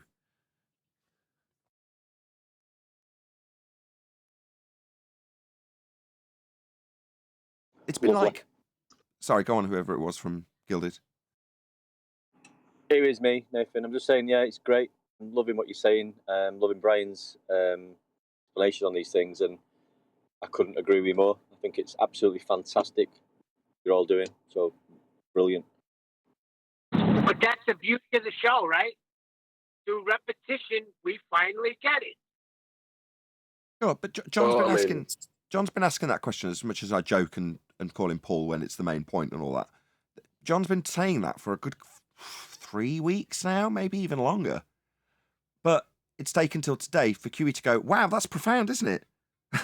Yeah, like in A Few Good Men. If the guy isn't going to be touched and your orders are always followed, why would it be possible? Why would it be needed to transfer him off the base? It doesn't have logical consistency anymore. If the Earth's a sphere and we're standing on a spherical surface, why have we got to make a conversion to be spherical? It doesn't have logical consistency anymore. Can I try and simplify a point? On the globe, if you stand at the equator, at the equinox, at solar noon, the sun is directly above your head. And as it appears to set towards the horizon, you should be able to, let's just say, but you won't be able to take an angle to it, but because you have a curved surface, but there should be a nautical mile distance between you and the GP point of that sun as it moves towards the horizon. And the conversion rate from nautical to statute will, along the equator, will always be 1.15 away. Now you can stand at the Tropic of Capricorn on the globe, and you do the same exact thing on the 21st, or sorry, the Tropic of Cancer on the globe, and you do the exact same thing on the 21st of June, and your solar noon will put the sun directly above your head. And as the sun goes towards the horizon for you, then there should be a nautical mile distance between you and the sun, right? The GP point of the sun, if you were to use the center of the globe. But the problem is that that will not equate over to a 1.150 statute mile conversion, because you're dealing with a smaller circle. Whereas in reality, and for the person standing at the equator or at the Tropic of Cancer, right, on these two different dates, at the equinox and the solstice, basically the equator, if they're standing at the equator and they're looking towards where the sun is going, that should be due east. Or sorry, that should be west, right? Sun rises in the east, sets in the west. So that should be west they're looking. The same on the Tropic of Cancer, on the 21st of June, they should be looking directly west. Now, in reality, I can, on both those dates, stand on both those locations and take an angular measurement to the GP point, to the sun for its GP point, and convert directly from nautical to statute, no bother, at both those times, on both those days, in reality, at both those locations. But on the globe, you can't. So on the globe, you can't do that because they won't be the same conversion rate. In reality, they will, because in reality, the equator and the Tropic of Cancer are both circles, whereas your measurement is a horizontal. So no matter what way they twist or turn it, it can't work on the globe. Perfect. That's my cue to round out. Thank you, Brian. With that, I'm going to say another huge, massive, enormous thank you to both Discord. Keep forgetting my camera doesn't work. And I keep saying G+ and Discord when it's gilded. I'll start that again. With that, I'm going to say another massive, huge, enormous thank you to both Gilded and G+ panels for making today's after show possible. And of course, a massive thank you to all of you in either Nathan Oakley 1980 or Nathan Oakley Premiering streams. Hope you're smashing the super chat, liking, commenting, sharing, subscribing, hitting the thanks button and PayPal links and all that good stuff. I've been Nathan Oakley and I will see you all in the next video.